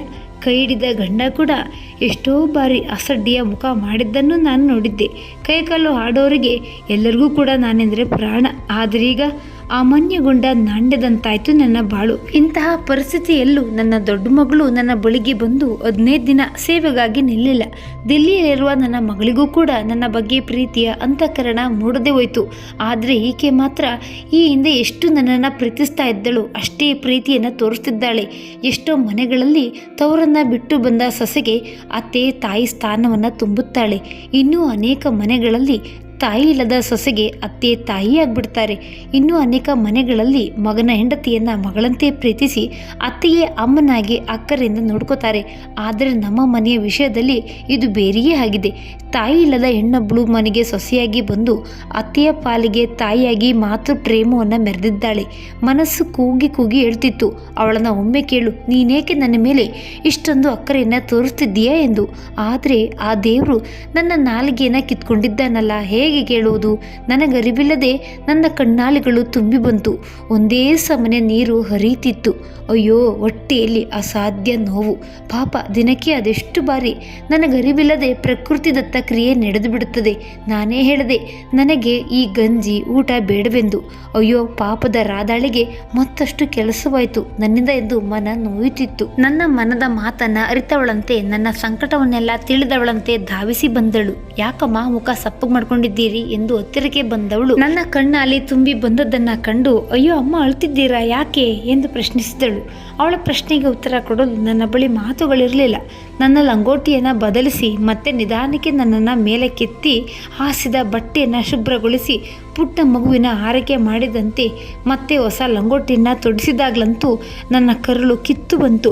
ಮಾತು ಕಿತ್ತುಕೊಂಡ ದೇವರು ನನ್ನ ಕಣ್ಣೀರನ್ನ, ನನ್ನ ಮನದ ದುಃಖವನ್ನ ತಡೆ ಹಿಡಿಯಲಾರ. ನನಗರಿವಿಲ್ಲದೆಯೇ ಕಣ್ಣೀರು ಹರಿಯುತ್ತಿದ್ದುದನ್ನು ಗಮನಿಸಿದ ರಾಧಾ ನನ್ನ ಹತ್ತಿರಕ್ಕೆ ಬಂದು ತಲೆ ನೇವರಿಸುತ್ತಾ ಅವಳಾಗಿ ಹೇಳಿದಳು, ನಿಮ್ಮ ಮನದಲ್ಲಿ ಮೂಡುತ್ತಿರುವ ನೂರಾರು ಪ್ರಶ್ನೆಗಳಿಗೆ ಉತ್ತರ ಕೊಡುತ್ತೇನೆ ಅಮ್ಮ. ಹಿಂದಿನಿಂದ ನೀವು ಅದರ ಬಗ್ಗೆ ಯೋಚಿಸುತ್ತಾ ಮತ್ತೆ ಮತ್ತೆ ಕೊರಗಬೇಡಿ. ನಿಮ್ಮ ಸೇವೆಯನ್ನ ಮಾಡಲು ನನಗೆ ಅಸಹ್ಯವಾಗಬಹುದೇನೋ ಎನ್ನುವ ಭಾವನೆ ನಿಮ್ಮಲ್ಲಿ ಇದೆ ಅಲ್ವಾ ಅಮ್ಮ ಎಂದರು. ನನ್ನ ಕೈಯನ್ನು ಮೃದುವಾಗಿ ಒತ್ತಿದ್ದಳು. ನಾನು ಹೌದೆಂದು ತಲೆ ಅಲ್ಲಾಡಿಸಿದೆ. ಅಮ್ಮ, ಎಂದು ಕೂಡ ನೀವು ಆ ರೀತಿ ಯೋಚನೆ ಮಾಡಬೇಡಿ. ನನಗೆ ಅಮ್ಮ ಇದ್ದಿದ್ರೆ ನಾನು ನನ್ನ ಅಮ್ಮನ ಸೇವೆಯನ್ನ ಮಾಡ್ತಾ ಇರಲಿಲ್ವಾ? ನನಗೆ ಅಮ್ಮನಿಲ್ಲ ಎಂಬ ನೋವನ್ನ ನೀವು ಕಡಿಮೆ ಮಾಡಿದ್ದೀರಿ. ಜೀವನದಲ್ಲಿ ಕೆಲವೊಂದು ಕೆಟ್ಟ ಗಳಿಗೆಯಲ್ಲಿ ನಮ್ಮ ಮನಸ್ಸು ಒಂದೆರಡು ಕರ್ಣ ಕಠೋರ ಮಾತುಗಳನ್ನ ಹೇಳುತ್ತದೆ. ಆ ಮಾತುಗಳನ್ನ ನಾವು ಬೆಳೆಸುತ್ತಾ ಹೋದ್ರೆ ಪ್ರೀತಿ ಮತ್ತು ಸಂಸಾರದ ಸುಖಕ್ಕೆ ಧಕ್ಕೆ ಆಗುತ್ತದೆ. ತಾಯಿ ಪ್ರೀತಿ ಇಲ್ಲದ ನನಗೆ ನಿಮ್ಮಿಂದ ತಾಯಿ ಪ್ರೀತಿ ಸಿಕ್ಕಿದೆ, ಇದಕ್ಕಿಂತ ಬೇರೆ ಏನ್ ತಾನೇ ಬೇಕಮ್ಮ ಎನ್ನುತ್ತಾ ಪ್ರೀತಿಯ ಮಾತುಗಳನ್ನಾಡಿ ನನ್ನ ಎದೆಯ ಮೇಲೆ ತಲೆ ಇಟ್ಟಳು ನನ್ನ ಮುದ್ದು ಕಂದ ರಾಧಾ. ಒಂದು ದಿನ ನಾನು ಹೀಗೆ ಏನೇನೋ ಯೋಚಿಸುತ್ತಾ ಮಲಗಿದ್ದೆ. ನಿದ್ದೆ ಬರುವ ಆಗಿರಲಿಲ್ಲ. ಎದ್ದು ಓಡಾಡಬೇಕೆಂದರೆ ಆಗುತ್ತದೆಯೇ? ಎಷ್ಟು ಅಂತ ದಿನವಿಡೀ ಮಲಗ್ಲಿ? ಈ ರೀತಿ ಬದುಕುವ ಬದಲು ನನ್ನ ಸತ್ತರೆ ಯಾರಿಗೆ ತಾನೇ ನಷ್ಟವಾದೀತು? ಕಡೆ ಪಕ್ಷ ನನ್ನನ್ನ ಇಷ್ಟೊಂದು ಮುದ್ದಾಗಿ ಅಕ್ಕರೆ ಮಾಡುವ ಸೊಸೆಗೆ ಆರಾಮವಾಗಬಹುದೋ ಏನೋ. ಆದರೆ ನನ್ನ ಸಾವನ್ನ ಬಯಸುವಷ್ಟು ಕಠೋರ ಹೃದಯ ಆಕೆಯದ್ದಲ್ಲ. ಅವಳು ನಮ್ಮ ಮನೆಗೆ ಬಂದಾಗಿನಿಂದ ಇಲ್ಲಿಯವರೆಗೆ ಒಂದಲ್ಲ ಒಂದು ರೀತಿಯಲ್ಲಿ ಕಷ್ಟವನ್ನೇ ಕೊಟ್ಟಿದ್ದೇನೆ. ನಾನು ಸುಖದ ಮುಖವನ್ನು ಕೂಡ ನಾನು ಆಕೆಗೆ ತೋರಿಸಿದವಳಲ್ಲ. ಕಡೆ ಪಕ್ಷ ನಾನು ನನ್ನ ಪ್ರಾಣ ತ್ಯಾಗ ಮಾಡಿಯಾದ್ರೂ ಆಕೆಗೆ ಒಂದು ನೆಮ್ಮದಿಯ ಬದುಕು ಕೊಡಬಹುದೋ ಏನೋ. ಸಾಯ್ಬೇಕು ಎಂದು ಬಯಸಿ ಬಯಸಿ ಬೇಡುವವರಿಗೆ ಸಾವು ಅಷ್ಟು ಬೇಗ ಬಾರದು. ಆ ರೀತಿ ಸಾವು ಬರುತ್ತಿದ್ರೆ ಈ 2 ವರ್ಷದಲ್ಲಿ ನಾನು ಅದೆಷ್ಟು ಬಾರಿ ದೇವರನ್ನ ಕೇಳ್ಕೊಂಡಿದ್ದೆ. ನನ್ನ ಕಷ್ಟಕ್ಕೆ ದೇವರು ಕಿವುಡನಾಗಿದ್ದಾನೆ. ಕೈ ಹಿಡಿದ ಗಂಡ ನನ್ನ ಮಕ್ಕಳಿಗೆ ನಾನು ಬೇಡವಾಗಿ ಹೋಗಿದ್ದೇನೆ. ನನ್ನ ಸಾವಿಗೆ ಸೊಸೆಯನ್ನ ಹೊರತುಪಡಿಸಿ ದುಃಖ ಪಡುವವರು ಯಾರು? ಹೀಗೆ ಏನೇನೋ ಯೋಚಿಸುತ್ತಾ ಮಲಗಿದ್ದ ನನಗೆ ಯಾರೋ ಬಾಗಿಲು ದೂಡಿ ಒಳಗೆ ಬರುವ ಸದ್ದಂತಾಯ್ತು. ಅತ್ತ ತಿರುಗಿ ನೋಡಿದೆ. ಓ, ಮಗ ಮತ್ತು ಸೊಸೆ. ಅವರಿಬ್ಬರು ನನ್ನ ಕೋಣೆಯೊಳಗೆ ಬಂದು ಹಾಸಿಗೆ ಮೇಲೆ ಕೂತ್ರು. ಅಬ್ಬಾ, ಏನ್ ಆಶ್ಚರ್ಯ! ನನ್ನ ಮನದ ಮಾತುಗಳೆಲ್ಲ ನನ್ನ ಸೊಸೆಗೆ ಕೇಳಿಸ್ಬಿಟ್ಟಿದೆ. ತಾಯಿಗೆ ಮಕ್ಕಳ ಮಾತು ಕೇಳುತ್ತದೆ ಎನ್ನುವುದನ್ನ ಹಿರಿಯರಾಡಿದ ಮಾತುಗಳಿಂದ ತಿಳಿದಿದ್ದೇನೆ. ಈ ನನ್ನ ಸೊಸೆ ನನಗೆ ಯಾವ ಜನ್ಮದ ತಾಯಿಯೋ ಏನೋ. ಹೇಗಿದ್ದೀಯಮ್ಮ ಎಂದು ನನ್ನ ಮಗ ನನ್ನನ್ನ ಕೇಳುವಾಗಲೇ ನನಗೆ ದುಃಖ ಒತ್ತರಿಸಿ ಬಂತು. ಈ 2 ವರ್ಷದಲ್ಲಿ ನಾನು ಹೀಗಿದ್ದೀನಿ ಎನ್ನುವುದನ್ನ ನೀನು ನೋಡಿದ್ದೀಯಲ್ಲ. ನಿನ್ನ ಅಕ್ಕಂದರಿಬ್ಬರಿಗೂ ನಾನು ಬೇಡವಾಗಿ ಹೋಗಿದ್ದೇನೆ, ಜೊತೆಗೆ ನಿನ್ನ ಅಪ್ಪನಿಗೂ ಕೂಡ ಎಂದು ಹೇಳ್ಬೇಕೆನ್ನಿಸ್ತು. ಆದರೆ ಹೇಳುವ ಶಕ್ತಿ ನನ್ನಲ್ಲಿಲ್ಲ. ಸುಮ್ಮನೆ ನಿರ್ಲಿಪ್ತ ನಗೆ ಚೆಲ್ಲಿದೆ ಮಗನೆಡೆಗೆ. ಮತ್ತೆ ಯಾರೋ ಕೋಣೆಯೊಳಗೆ ಬಂದಂತಾಯ್ತು. ಓ, ನನ್ನ ಯಜಮಾನ್ರು. ಒಂದೇ ಮನೆಯಲ್ಲಿದ್ರು ಕೂಡ ದಿನದಲ್ಲೊಮ್ಮೆಯೂ ನನ್ನ ಬಳಿಗೆ ಬಾರದ ಇವರು ಹಿಂದೇಕೆ ಬಂದಿದ್ದಾರೆ ಎಂದಿದ್ದು ಮನ. ಕೈ ಹಿಡಿದ ಗಂಡ ಹೆಂಡತಿಯ ಕಷ್ಟ ಕಾಲದಲ್ಲಿ ಹತ್ತಿರವಿದ್ದು ಆಕೆಯ ತಲೆ ನೇವರಿಸಿದ್ರಿ ಅದೆಷ್ಟು ಶಕ್ತಿ ನನ್ನೊಳಗೆ ಮೂಡ್ತಿತ್ತೋ ಏನೋ. ಹೆಂಡತಿ ಎನ್ನುವವಳು ಗಂಡನಿಗೆ ಕೇವಲ ಭೋಗದ ವಸ್ತು ಮಾತ್ರವೇ? ಅವಳು ಅಶಕ್ತಳಾದಾಗ ಅವಳಿಗೆ ಕವಡೆ ಕಾಸಿನ ಬೆಲೆ ಇಲ್ವೇ? ಹಾಗಾದ್ರೆ ಧರ್ಮಪತ್ರಿ ಅಂದ್ರೆ ಏನು? ಎಷ್ಟೋ ಮನದ ಮಾತು ಹೊರ ಬರಲಾರದೆ ಮನದೊಳಗೆ ಸಿಲುಕಿಕೊಂಡು ಮತ್ತಷ್ಟು ನನ್ನನ್ನ ಸಂಕಷ್ಟಕ್ಕೆ ದೂಡಿತ್ತು. ಗಂಡನಿಗೆ ಬೇಡವಾದವಳು ಎಂಬ ನೋವು ನನ್ನೊಳಗೆ ಅದೆಷ್ಟು ಎಪ್ಪುಗಟ್ಟಿತ್ತು ಅಂದ್ರೆ ನನ್ನ ಮಾತನ್ನ ಕಸಿದುಕೊಳ್ಳುವಷ್ಟು. ಒಂದರ್ಥದಲ್ಲಿ ಇವರೆಲ್ಲರ ನಿರ್ಲಿಪ್ತ ಭಾವವೇ ನನ್ನ ಮಾತನ್ನ ನನ್ನಿಂದ ದೂರ ಮಾಡಿತ್ತು ಎಂದರೂ ತಪ್ಪಿಲ್ಲ. ಅದೆಷ್ಟೋ ರಾತ್ರಿ ಇದೇ ವಿಷಯವನ್ನ ಯೋಚಿಸುತ್ತಾ ನಾನು ನಿದ್ದೆ ಬಿಟ್ಟಿದ್ದೆ. ಹೆಂಡತಿ ಗಟ್ಟಿ ಇರುವಾಗ ಗಂಡನಿಗೆ ಊರ್ಗೋಲಾಗುತ್ತಾಳೆ. ಅದೇ ಊರ್ಗೋಲು ಒರಲೆ ಹಿಡಿದು ಬದಿ ಸೇರಿದ್ರೆ ಆ ಕೋಲು ಒಲೆಗೆ ಉರುವಲಾಗುತ್ತದೆ. ಅಯ್ಯೋ ವಿಧಿಯೇ, ಎಂತ ಪಾಡು ನೋಡಿ ನನ್ನದು. ನನ್ನ ಹೆಣ್ಮಕ್ಳು ಯಾವತ್ತಿದ್ದರೂ ಅವರು ಪರರ ಮನೆಯ ಸೊತ್ತು. ವರ್ಷವಿಡೀ ನನ್ನ ಪಕ್ಕದಲ್ಲಿ ಕೂತು ನನ್ನ ಚಾಕರಿ ಮಾಡಬೇಕು ಎಂದು ನಾನು ಹೇಳ್ತಿಲ್ಲ. ಕಡೆ ಪಕ್ಷ ಈ ಕಷ್ಟ ಕಾಲದಲ್ಲಿ 1-2 ತಿಂಗಳು ನನಗಾಗಿ ನನ್ನ ಪಕ್ಕದಲ್ಲಿದ್ದಿದ್ರೆ ನನ್ನ ಕೈ ಕಾಲಿಗೆ ಎಂದೋ ಶಕ್ತಿ ಬರ್ತಿತ್ತು. ನಾಲಿಗೆ ಮಾತೆಗೆ ಹಾಡೇ ಆಡ್ತಿತ್ತು. ಇವರೆಲ್ಲರ ತಾಸಾರ ಒಂದರ್ಥದಲ್ಲಿ ನನ್ನೊಳಗಿನ ಚೈತನ್ಯವನ್ನೇ ಕಸಿದುಕೊಂಡಿತ್ತು. ನನ್ನ ಸೊಸೆ ತೋರಿಸುವ ಪ್ರೀತಿಯ 10% ಅದರಷ್ಟು ಇವರು ತೋರಿಸಿದ್ರು ನನ್ನ ಜೀವ ಎಷ್ಟು ಖುಷಿ ಪಡ್ತಿತ್ತು. ನನ್ನ ಹೆಣ್ಮಕ್ಳಿಗೆ ಜನ್ಮ ಕೊಟ್ಟ ತಾಯಿ ನನ್ನ ಹೆತ್ತಮ್ಮ ಎಂಬ ಪ್ರೀತಿ ನನ್ನ ಮೇಲೆ ಅವ್ರಿಗಿರ್ಬೇಕಿತ್ತು. ಆದರೆ ಅದೆಲ್ಲವನ್ನ ಹೇಳ್ಕೊಟ್ಟು ಕಲಿಸಲಾದೀತೆ. ಕೇವಲ ಮಗ ಸೊಸೆಯ ಪ್ರೀತಿಯಲ್ಲಿಯೇ ಈ ಜೀವ ಇಷ್ಟು ದಿನ ಉಸಿರಾಡಿದೆ. ಒಂದು ದಿನ ಅಪೂರ್ವಳನ್ನ ಎತ್ತಿ ಆಡಿಸಿದ ನೆನಪು ನನಗಿಲ್ಲ. ಆ ಮುದ್ದು ಕಂದ ಅಮ್ಮ ಒಣ ಹಾಕಿದ ನನ್ನ ಬಟ್ಟೆಗಳನ್ನ ಒಳ ತಂದು ಜೋಪಾನವಾಗಿ ಮಡಚಿ ಇಡುತ್ತೆ. ಮಧ್ಯೆ ಮಧ್ಯೆ ಬಂದು ಅಮ್ಮನೊಡನೆ ನನ್ನ ಕಾಲು ಒತ್ತುತ್ತೆ. ಬಾಯಿ ತುಂಬ ಅಜ್ಜಿ ಅಜ್ಜಿ ಎಂದು ಪ್ರೀತಿಯಿಂದ ಕರೆಯುತ್ತೆ. ನನ್ನ ಮೊಮ್ಮಗಳಿಗೆ ನಾನು ಒಂದೆರಡು ಚಂದಾಮಾಮನ ಕತೆ ಹೇಳುವ ಆಸೆಯಾಗಿದೆ ನನಗೀಗ. ಅಲ್ಲೂ ಇದ್ದವರಿಗೆ ಕಡಲೆ ಇಲ್ಲ, ಕಡಲೆ ಇದ್ದವರಿಗೆ ಅಲ್ಲಿಲ್ಲ ಎಂಬ ಪರಿಸ್ಥಿತಿ ನನ್ನದು. ಅದೆಷ್ಟೋ ಕತೆಗಳನ್ನು ನನ್ನ ಮಗಳ ಮಕ್ಕಳಿಗೆ ಹೇಳಿದ ಬಾಯಿ ನನ್ನದು. ಈ ಪುಟ್ಟ ಅಪೂರ್ವ ಅಜ್ಜಿಯ ಪ್ರೀತಿಯನ್ನೇ ನೋಡಿದ ಮಗು. ಅಮ್ಮನಿಗೆ ಅಮ್ಮನಿಲ್ಲ, ಅಪ್ಪನಿಗೆ ಅಮ್ಮನಿದ್ದರು ಇಲ್ಲದಂತೆ ಈಗ ಅಪೂರ್ವಳ ಪಾಲಿಗೆ. ಆದರೆ ನಾನು ಗಟ್ಟಿ ಇದ್ದಾಗ ಈ ನನ್ನ ಪುಟ್ಟ ಅಪೂರ್ವಳಿಗೆ ಕತೆ ಹೇಳುವ ಮನಸ್ಸು ನನಗೆ ಬಾರದೆ ಹೋಯಿತು. ಅದಕ್ಕೆ ದೇವರು ನನಗೆ ಸರಿಯಾಗಿಯೇ ಶಾಸ್ತಿ ಮಾಡಿದ್ದಾನೆ ಎಂದು ಮನದಲ್ಲಿಯೇ ನನಗೆ ನಾನೇ ಶಪಿಸಿಕೊಂಡೆ. ಸಪ್ತಪದಿ ತಿಳಿದು ಕಷ್ಟ ಸುಖಕ್ಕೆ ಒಬ್ಬರಿಗೊಬ್ಬರು ಜೊತೆಯಾಗಿ ಬದುಕಬೇಕು ಎಂಬ ಸಂಕಲ್ಪ ತೊಟ್ಟವರು ನಾವು. ಆದರೆ ನನ್ನನ್ನು ನನ್ನ ಕಷ್ಟದ ಸಮಯದಲ್ಲಿ ಕಡೆಗಾಣಿಸಿದ ನನ್ನ ಗಂಡನ ಬಗ್ಗೆ ನನಗೆ ಬೆಟ್ಟದಷ್ಟು ಸಿಟ್ಟಿತ್ತು. ಇಂದು ನನಗಾದ ಪರಿಸ್ಥಿತಿಯೇ ನನ್ನ ಗಂಡನಿಗಾಗಿದ್ರೆ ನಾನು ಹೀಗೆ ಮಾಡ್ತಾ ಇದ್ನ? ಅವರ ಚಾಕರಿ ಮಾಡಿ ಅವರಿಗೆ ಪ್ರೀತಿಯನ್ನು ಕೊಡ್ತಾ ಇರಲಿಲ್ವೇ? ಚಾಕರಿಯ ಮಾತು ಆಗಿರಲಿ, ಕಡೆ ಪಕ್ಷ ಒಂದೆರಡು ಒಳ್ಳೆಯ ಮಾತುಗಳನ್ನಾದರೂ ನನ್ನ ಬಳಿ ಆಡಬಾರ್ದಿತ್ತೆ. ಒಂದರ್ಥದಲ್ಲಿ ನನ್ನ ಮಾತು ಮತ್ತು ದೇಹ ಚೈತನ್ಯವನ್ನು ಇವರೆಲ್ಲರೂ ಒಟ್ಟಾಗಿ ಸೇರಿ ಕಸಿದು ಮಣ್ಣು ಮಾಡಿಬಿಟ್ರು. ಇಷ್ಟೆಲ್ಲ ಕಷ್ಟವನ್ನು ಕೊಟ್ಟ ನಾನು ಸೊಸೆಯ ಬಳಿ ಏನೆಂದು ಮಾತಾಡಲಿ, ಎಷ್ಟು ಅಂತ ಮಾತಾಡಲಿ? ಕಾಲಿಗೆ ಪೆಟ್ಟಾಗಿ ಆಪರೇಷನ್ ಆಗಿದೆ ಎಂದು ತಿಳಿದಾಗ ಬಂಧು ಮಿತ್ರರು ಬಂದು ನನ್ನ ಮಾತಾಡಿಸಿದ್ರು. ಆಗ ನಾನು ತುಂಬಾನೇ ಗೆಲುವಾಗಿದ್ದೆ. ಬರುತ್ತಾ ಬಂಧು ಮಿತ್ರರ ಸಂಖ್ಯೆ ಕಡಿಮೆ ಆಗುತ್ತಾ ಹೋಯಿತು. ಅದರ ಜೊತೆಗೆ ಈ ಕರೋನಾ ಮಹಾಮಾರಿ ಬೇರೆ ಒಕ್ಕರಿಸಿತು. ಅವರು ಕೂಡ ಎಷ್ಟು ಅಂತ ಕಂಡವರ ಮನೆ ಬಾಗಿಲಿಗೆ ಬಂದಾರು. ಮಕ್ಕಳೇ ಹತ್ತಿರಕ್ಕೆ ನಿಂತು ಆಧಾರ ಸ್ತಂಭವಾಗದೆ ಹೋದ್ಮೇಲೆ ಈ ಬಂಧು ಮಿತ್ರರು ಎಷ್ಟು ಎಂದು ಕಷ್ಟಕ್ಕಾಗುತ್ತಾರೆ. ಹೀಗೆ ದಿನದಿಂದ ದಿನಕ್ಕೆ ನನ್ನ ಮಾತು ಕಡಿಮೆ ಆಗುತ್ತಾ ಮುಂದೆ ನಿಂತೆ ಹೋಯಿತು. ನನ್ನ ಗಂಡ ನನ್ನ ಪಕ್ಕದಲ್ಲಿ ಬಂದು ಕೂತಿದ್ದಾರೆ. ವರ್ಷಗಳ ಮೇಲೆ ಈ ಹೆಂಡತಿಯ ನೆನಪಾದದ್ದು ಏಕಾಗಿಯೋ ನನಗೆ ಏನು ಕೂಡ ಅರ್ಥವಾಗ್ತಿಲ್ಲ. ದೇಹ ಗಟ್ಟಿ ಇದ್ದಾಗ ನನಗೆ ಬೆಲೆ ಇತ್ತು. ಆದ್ರೆ ಈಗ ಅಯ್ಯೋ, ಈ ಪ್ರಶ್ನೆಗಳಿಗೆ ಉತ್ತರ ಸಿಗುವುದಾದರೂ ಎಂದು. ಜಾನು, ನೀನ್ ಯಾಕೆ ಇಷ್ಟೊಂದು ಸರ್ಗೋಗಿದ್ದೀಯಾ? ಯಾಕಾಗಿ ಇಷ್ಟೊಂದು ದುಃಖಿಸ್ತಿದ್ದೀಯಾ? ನಾನಿಲ್ವಾ ನಿನ್ನ ಬಳಿ? ಇಷ್ಟು ದಿನ ನನ್ನ ಕಣ್ಣಿಗೆ ಪಟ್ಟಿ ಕಟ್ಟಿತ್ತು. ನಿನ್ನ ನರಳಾಟ ವೇದನೆಯನ್ನ ನೋಡಿ ನಾನು ನಿನಗೆ ಆಸರೆಯಾಗಿ ನಿಲ್ಲುವ ಬದಲು ನಿನ್ನನ್ನೇ ದೂರ ತಳ್ಳಿದೆ. ಇಂದು ನನ್ನ ಸೊಸೆ ನನ್ನ ಕಣ್ಣು ತೆರೆಸಿದಳು. ನಿನ್ನ ಕೊರಗು, ನಿನ್ನ ಮನದ ಮಾತು ಅವಳಿಗೆ ಅದೇಗೆ ಕೇಳಿಸುತ್ತದೋ ಏನೋ. ಅತ್ತೆಗೆ ನಿಮ್ಮ ಪ್ರೀತಿಯ ಅಗತ್ಯವಿದೆ ಮಾವ. ನೀವು ಪ್ರತಿದಿನ ಅತ್ತೆಯೊಂದಿಗೆ ಸಮಯ ಕಳಿಬೇಕು. ಅವರ ಪ್ರತಿ ಕಣ್ಣೋಟಕ್ಕೆ ನೀವು ಮಾತಾಗಬೇಕು. ಅವರು ಮರೆತ ಮಾತನ್ನ ನಾವು ಮರಳಿ ತರಬೇಕು. ಅವರೊಳಗೆ ದೇಹ ಚೈತನ್ಯವನ್ನ ತುಂಬಬೇಕು ಎಂದಳು ರಾಧಾ. ನನ್ನನ್ನ ಕ್ಷಮಿಸು ಜಾನು, ಇಷ್ಟು ದಿನ ನಿನ್ನ ಕಡೆಗಣಿಸಿದ್ದಕ್ಕೆ ಎಂದು ನನ್ನ ತಲೆ ಸವರಿದಾಗ ನನಗಾದ ಸಂತೋಷಕ್ಕೆ ಪಾರವೇ ಇರಲಿಲ್ಲ. ನನ್ನದು ಒಂಥರ ಮಗುವಿನಂತ ಮನಸ್ಸು. ಬೇಗನೆ ಕರಗಿಬಿಡ್ತೀನಿ. ಸುದೀರ್ಘ 2 ವರ್ಷಗಳಿಂದ ನನ್ನವರ ಪ್ರೀತಿಗಾಗಿ ಹವಣಿಸಿದ ಜೀವ ನನ್ನದು. ಇಂದು ನನ್ನವರು ತೋರಿಸಿದ ಪ್ರೀತಿಗೆ ನಾನೆಷ್ಟು ಖುಷಿ ಪಟ್ಟೆ ಅಂದ್ರೆ ಅದನ್ನ ಪದಗಳಲ್ಲಿ ಹೇಳಲಾಗದು. ಹೆಣ್ಣಿಗೆ ಕ್ಷಮಾಗುಣವೇ ಭೂಷಣ ಎಂದಿತು ಮನ. ಎಷ್ಟಾದರೂ ನನ್ನ ಗಂಡನಲ್ವೇ ಮಾಡಿದ ತಪ್ಪಿನ ಪ್ರಾಯಶ್ಚಿತ್ತವನ್ನ ಅವರಾಗಿಯೇ ಮಾಡಿಕೊಳ್ಳುವುದಕ್ಕೆ ಮುಂದೆ ಬಂದಿದ್ದಾರೆ. ಅವರ ಪ್ರೀತಿಯ ಮಾತುಗಳಿಗಾಗಿ ನಾನು ಅದೆಷ್ಟು ದಿನ ಹವಣಿಸ್ತಿದ್ದೆ. ಇಂದು ಅದಾಗಿಯೇ ಸಿಗುವಾಗ ದೂರ ತಳ್ಳುತ್ತೇನೆಯೇ? ನನ್ನ ಗಂಡನನ್ನ ಕ್ಷಮಿಸಿದ್ದೀನಿ ಎಂಬ ಅರ್ಥದಲ್ಲಿ ಅವರನ್ನ ನೋಡಿ ಮುಗುಳ್ನಕ್ಕೆ. ನನ್ನ ಸೊಸೆ ಮಾತ್ರವಲ್ಲ, ಅವಳು ನನ್ನ ಮುದ್ದಿನ ಮಾತೆ ಎಂದು ಕೂಗಿ ಹೇಳಬೇಕು ಎಂದೆನಿಸಿತು ಮನಕ್ಕೆ. ಯಾವ ಜನ್ಮದ ಮಗಳು, ತಾಯಿಯೋ, ಯಾವ ಜನ್ಮದ ದೇವರು ಯಾರಿಗೊತ್ತು? ಈಕೆ ನನ್ನ ಪಾಲಿಗೆ ಅಮೃತವನ್ನೇ ಉಣಬಡಿಸಿದ ಮಹಾ ಮಾತೆ ಎಂದಿತ್ತು ಮನ ಸಂತಸದಿ. ಈ ಮಾತೃ ಪ್ರೇಮಕ್ಕೆ ಬೆಲೆ ಕಟ್ಟಲಾದೀತೆ. ಈಗ ನನ್ನ ಮಗನಿಗೆ ವರ್ಕ್ ಫ್ರಮ್ ಹೋಮ್. ಇಡೀ ದಿನ ಮನೆಯಲ್ಲೇ ಇರುವುದರಿಂದ ಅವನಿಗೆ ನನ್ನೊಂದಿಗೆ ಸಮಯ ಕಳೆಯಲು ಸಾಧ್ಯವಾಗುತ್ತಿದೆ. ಸೊಸೆಗಂತೂ ಎಲ್ಲರಿಗೂ ಒತ್ತೊತ್ತಿಗೆ ಮಾಡಿ ಹಾಕುವಾಗ ಸಾಕಾಗಿ ಹೋಗುತ್ತದೆಯೋ ಏನೋ. ಆದರೆ ಎಂದೂ ಕೂಡ ಬಾಯಿಬಿಟ್ಟು ತನ್ನ ದುಃಖವನ್ನು ತೋಡಿಕೊಳ್ಳುವ ಜೀವ ಅವಳದಲ್ಲ. ನಾನಾದರೂ ಅವಳಿಗೆ ಸ್ವಲ್ಪ ಕೆಲಸದಲ್ಲಿ ಸಹಾಯ ಮಾಡ್ಬೋದಿತ್ತು. ಆದರೆ ನಾನೇ ಒಂದು ಮಗುವಾಗಿ ಕೂತು ಅವಳಿಂದನೇ ಎಲ್ಲ ಚಾಕರಿ ಮಾಡಿಸಿಕೊಳ್ಳುವ ದುರ್ಯೋಗ ನನ್ನ ಅಣಿಯಲ್ಲಿ ಬರೆದಿದೆ. ಕೈ ಕಾಲು ಗಟ್ಟಿ ಇದ್ದಾಗ ನಾನು ಒಂದು ಕಡ್ಡಿಯನ್ನು ಎತ್ತಿ ಆಚೆ ಈಚೆ ಮಾಡಿಕೊಂಡವಳಲ್ಲ. ಇದಕ್ಕೆ ಏನೆನ್ಬೇಕೋ ತಿಳಿಯುತ್ತಿಲ್ಲ. ಎಷ್ಟೋ ಮನೆಗಳಲ್ಲಿ ಗಂಡ ಮಕ್ಕಳು ಹೆಣ್ಣು ಮಕ್ಕಳಿಗೆ ಸರಿ ಸಮಾನರಾಗಿ ಮನೆ ಕೆಲಸದಲ್ಲಿ ಕೈ ಜೋಡಿಸುತ್ತಾರೆ. ನಾನು ಇದ್ದೊಬ್ಬ ಮಗನಿಗೆ ಈ ಒಳ್ಳೆಯ ಬುದ್ಧಿಯನ್ನ ಕಲಿಸದೆ ಹೋದೆ. ಮನೆಯ ಹೆಣ್ಮಕ್ಳೇ ಊರಿಗೆ ಬಂದಾಗ ಸೊಸೆಗೆ ಸಹಾಯ ಮಾಡಲು ನಾನು ಬಿಡ್ತಿರ್ಲಿಲ್ಲ. ಹಾಗಿದ್ಮೇಲೆ ನನ್ನ ಮಗ ಕೆಲಸ ಕಲಿಯುವುದಾದ್ರೂ ಹೇಗೆ? ನಾನೇ ತೋಡಿದ ಹೊಂಡಕ್ಕೆ ನಾನೇ ಬಿದ್ದಂತಾಗಿದೆ.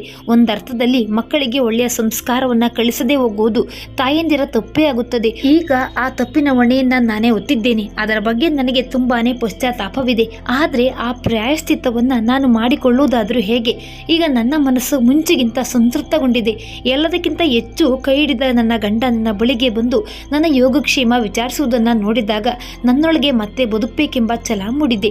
ನನ್ನ ನಿಂತು ಹೋದ ಧ್ವನಿ ಪೆಟ್ಟಿಗೆಯ ಒಳಗೆ ಏನೋ ಒಂದು ರೀತಿ ತಂತಿ ಮೀಟಿದ ಅನುಭವ ಆಗ್ತಿದೆ. ನಾನು ಮತ್ತೆ ಮಾತಾಡಬಲ್ಲೆ ಎಂಬ ಛಲ ನನ್ನೊಳಗೆ ಮೂಡಿ ಬರ್ತಿದೆ. ಸೊಸೆ ತಂದು ಉಣಿಸುವ ಒತ್ತೊತ್ತಿನ ಊಟ, ಬಾಯಿಗೆ ಬೇಕಾದ ತಿನಿಸು, ಎಲ್ಲದಕ್ಕಿಂತ ಹೆಚ್ಚು ಮನದೊಳಗೆ ನನ್ನವರು ನನ್ನ ಬಗ್ಗೆ ಪ್ರೀತಿ ಕಾಳಜಿಯನ್ನ ಇರಿಸಿಕೊಂಡಿದ್ದಾರೆ ಎಂಬ ಸಂತೃಪ್ತಿ ನನಗೆ ಜೀವನೋತ್ಸಾಹವನ್ನ ತುಂಬುತ್ತಿದೆ. ಅಮ್ಮ ಸದಾ ರೂಮ್ ಒಳಗೆ ಕುಳಿತುಕೊಳ್ಳುವುದು ಯಾಕೆ? ಅವಳಿಗೂ ಹೊರಗಿನ ಬಿಸಿಲು ಗಾಳಿ ಸುಳಿದಾಗ ಮನಸ್ಸು ಪ್ರಫುಲ್ಲಗೊಳ್ಳುತ್ತದೆ. ದೇಹಕ್ಕೆ ವ್ಯಾಯಾಮ ಇಲ್ಲದಿದ್ದಾಗ ದೇಹ ಮತ್ತಷ್ಟು ಜಡವಾಗುತ್ತದೆ. ಅಮ್ಮನ ದೇಹ ಮನಸ್ಸುಗಳಿಗೆ ಈಗ ಒಳ್ಳೆಯ ವ್ಯಾಯಾಮ ಬೇಕಾಗಿದೆ. ಅವಳಿಷ್ಟದ ಕಾದಂಬರಿಗಳ ಆಡಿಯೋವನ್ನ ಕೇಳಿಸಿದ್ರೆ ಅವಳಿಗೂ ಖುಷಿಯಾಗುತ್ತದೆ. ರಾಮಾಯಣ ಮಹಾಭಾರತದ ಕಥೆಗಳನ್ನ ನೋಡ್ತಿದ್ರೆ ಜೀವನದ ಏರು ತಗ್ಗುಗಳ ಬಗ್ಗೆ ಸಮಚಿತ್ತ ಭಾವನೆ ಮೂಡುತ್ತದೆ. ದೇವಾನು ದೇವತೆಗಳಿಗೆ ಕಷ್ಟ ತಪ್ಪಿರಲಿಲ್ಲ. ಈ ಕಷ್ಟವನ್ನೆಲ್ಲ ಎದುರಿಸಿ ನಿಂತು ಜಯ ಸಾಧಿಸಿದ ಅವರ ಕಥೆಗಳನ್ನ ನೋಡಿದಾಗ ಅಮ್ಮನಿಗೆ ಮನಸ್ಸಿನೊಳಗೆ ಸಕಾರಾತ್ಮಕ ಚಿಂತನೆಗಳು ಮೂಡುತ್ತವೆ. ರಾಧಾ, ನೀನೇನೇ ಹೇಳು, ನಾವು ಅಡುಗೆಯೊಬ್ಬರನ್ನ ನೇಮಿಸಿಕೊಳ್ಳುವ, ಜೊತೆಗೆ ಮನೆ ಕೆಲಸಕ್ಕೂ ಒಬ್ಬರನ್ನ ಇರಿಸಿಕೊಳ್ಳುವ. ನೀನು ಪೂರ್ಣ ಪ್ರಮಾಣದಲ್ಲಿ ಅಮ್ಮನ ಬಗ್ಗೆ ಕಾಳಜಿ ಮಾಡು. ನಾನು ಮತ್ತು ಅಪ್ಪ ಕೂಡ ನಿನಗೆ ಬೆಂಗಾವಲಾಗಿ ನಿಲ್ಲುತ್ತೇವೆ. ಹೇಗಿದ್ರು ಅಮ್ಮನಿಗೆ ನೀ ಕ್ಯಾಪ್ ಆಪರೇಷನ್ ಆಗಿದೆ. ಅವಳಿಗೆ ನಡೆಯಬಲ್ಲೆ ಎನ್ನುವ ಚೈತನ್ಯ ಮೂಡಬೇಕು. ಆಗ ತನ್ನಿಂದ ತಾನೇ ಕಾಲಿನಲ್ಲಿ ಶಕ್ತಿ ಬರುತ್ತದೆ. ಈ ಕೆಲಸವನ್ನು ನಾವೆಲ್ಲರೂ ಒಟ್ಟಾಗಿ ಸೇರಿ ಮಾಡೋಣ ಎಂದು ಮಗ, ಸೊಸೆ ಮತ್ತು ಗಂಡನ ಬಳಿ ನನ್ನ ಬಗ್ಗೆ ಇಷ್ಟು ಪ್ರೀತಿಯಿಂದ ಹೇಳ್ತಾ ಇರೋದನ್ನ ಕೇಳಿ ನನ್ನ ಮನಸ್ಸು ಹಕ್ಕಿಯಂತೆ ಹಾರ್ಬಿಡ್ತು.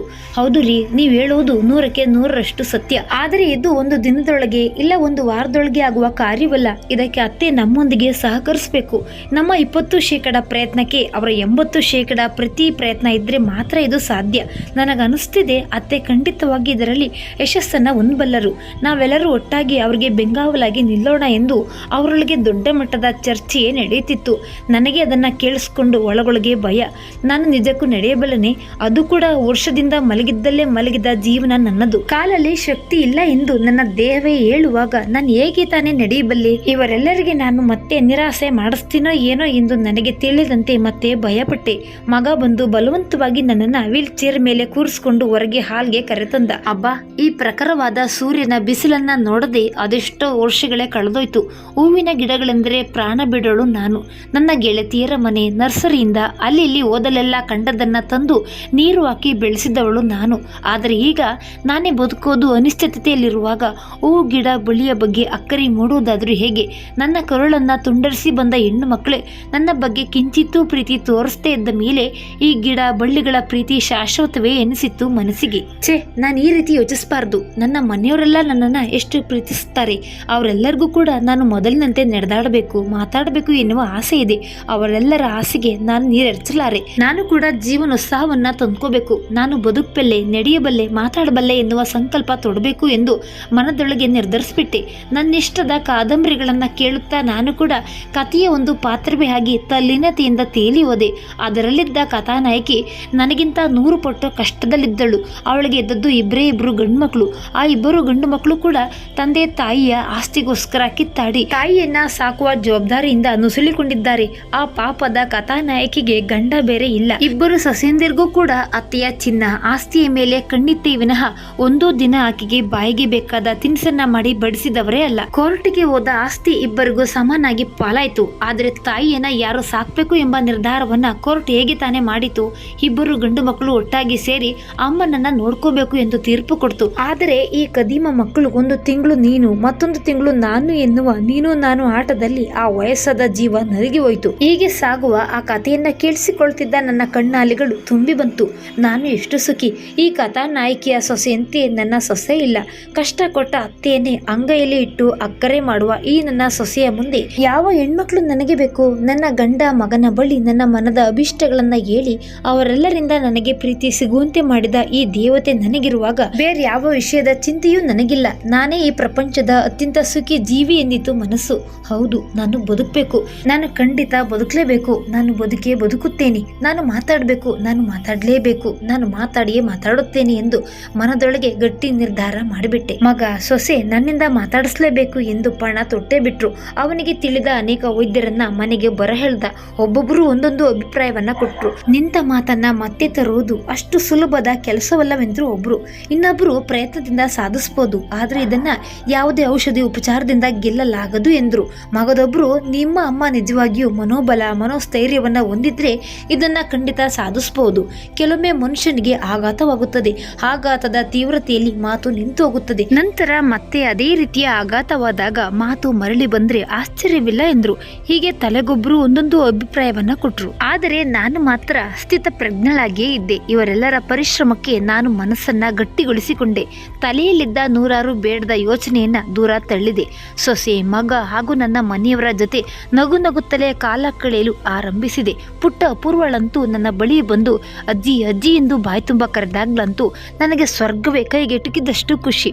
ಈ ಖುಷಿಯ ಮುಂದೆ ಇಲ್ಲದ ಸುಖವನ್ನ ಬಯಸುವುದು ತಪ್ಪು ಎಂದು ಮನಸ್ಸಿನೊಳಗೆ ತಂದುಕೊಂಡೆ.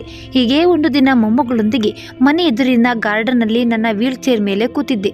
ಮೊಮ್ಮಗಳ ತುಂಟಾಟ, ಅವಳ ನಗು, ಸುಂದರವಾಗಿ ಎರಳಿ ನಿಂತ ಈ ಹೂ ಗಿಡಗಳತ್ತ ನನ್ನದೇ ಭಾಷೆಯಲ್ಲಿ ಏನೇನೋ ಮಾತಾಡುತ್ತಾ ಸಮಯ ಕಳೆಯುತ್ತಿದ್ದೆ. ನನ್ನ ಮೊಮ್ಮಗಳು ಅಪೂರ್ವ ತುಂಟಿ, ಆದರೆ ಎಂದೂ ಕೂಡ ತಾಯಿ ಹೇಳಿದ ಮಾತನ್ನ ಮೀರಿ ತುಂಟತನ ಮಾಡುವಷ್ಟು ಚೇಷ್ಟೆಯ ಮಗುವಲ್ಲ. ಆದರೂ ಅದೇಕೋ ಏನೋ ಇಂದು ಮಗು ತುಂಬಾನೇ ಓಡಾಡ್ತಿತ್ತು.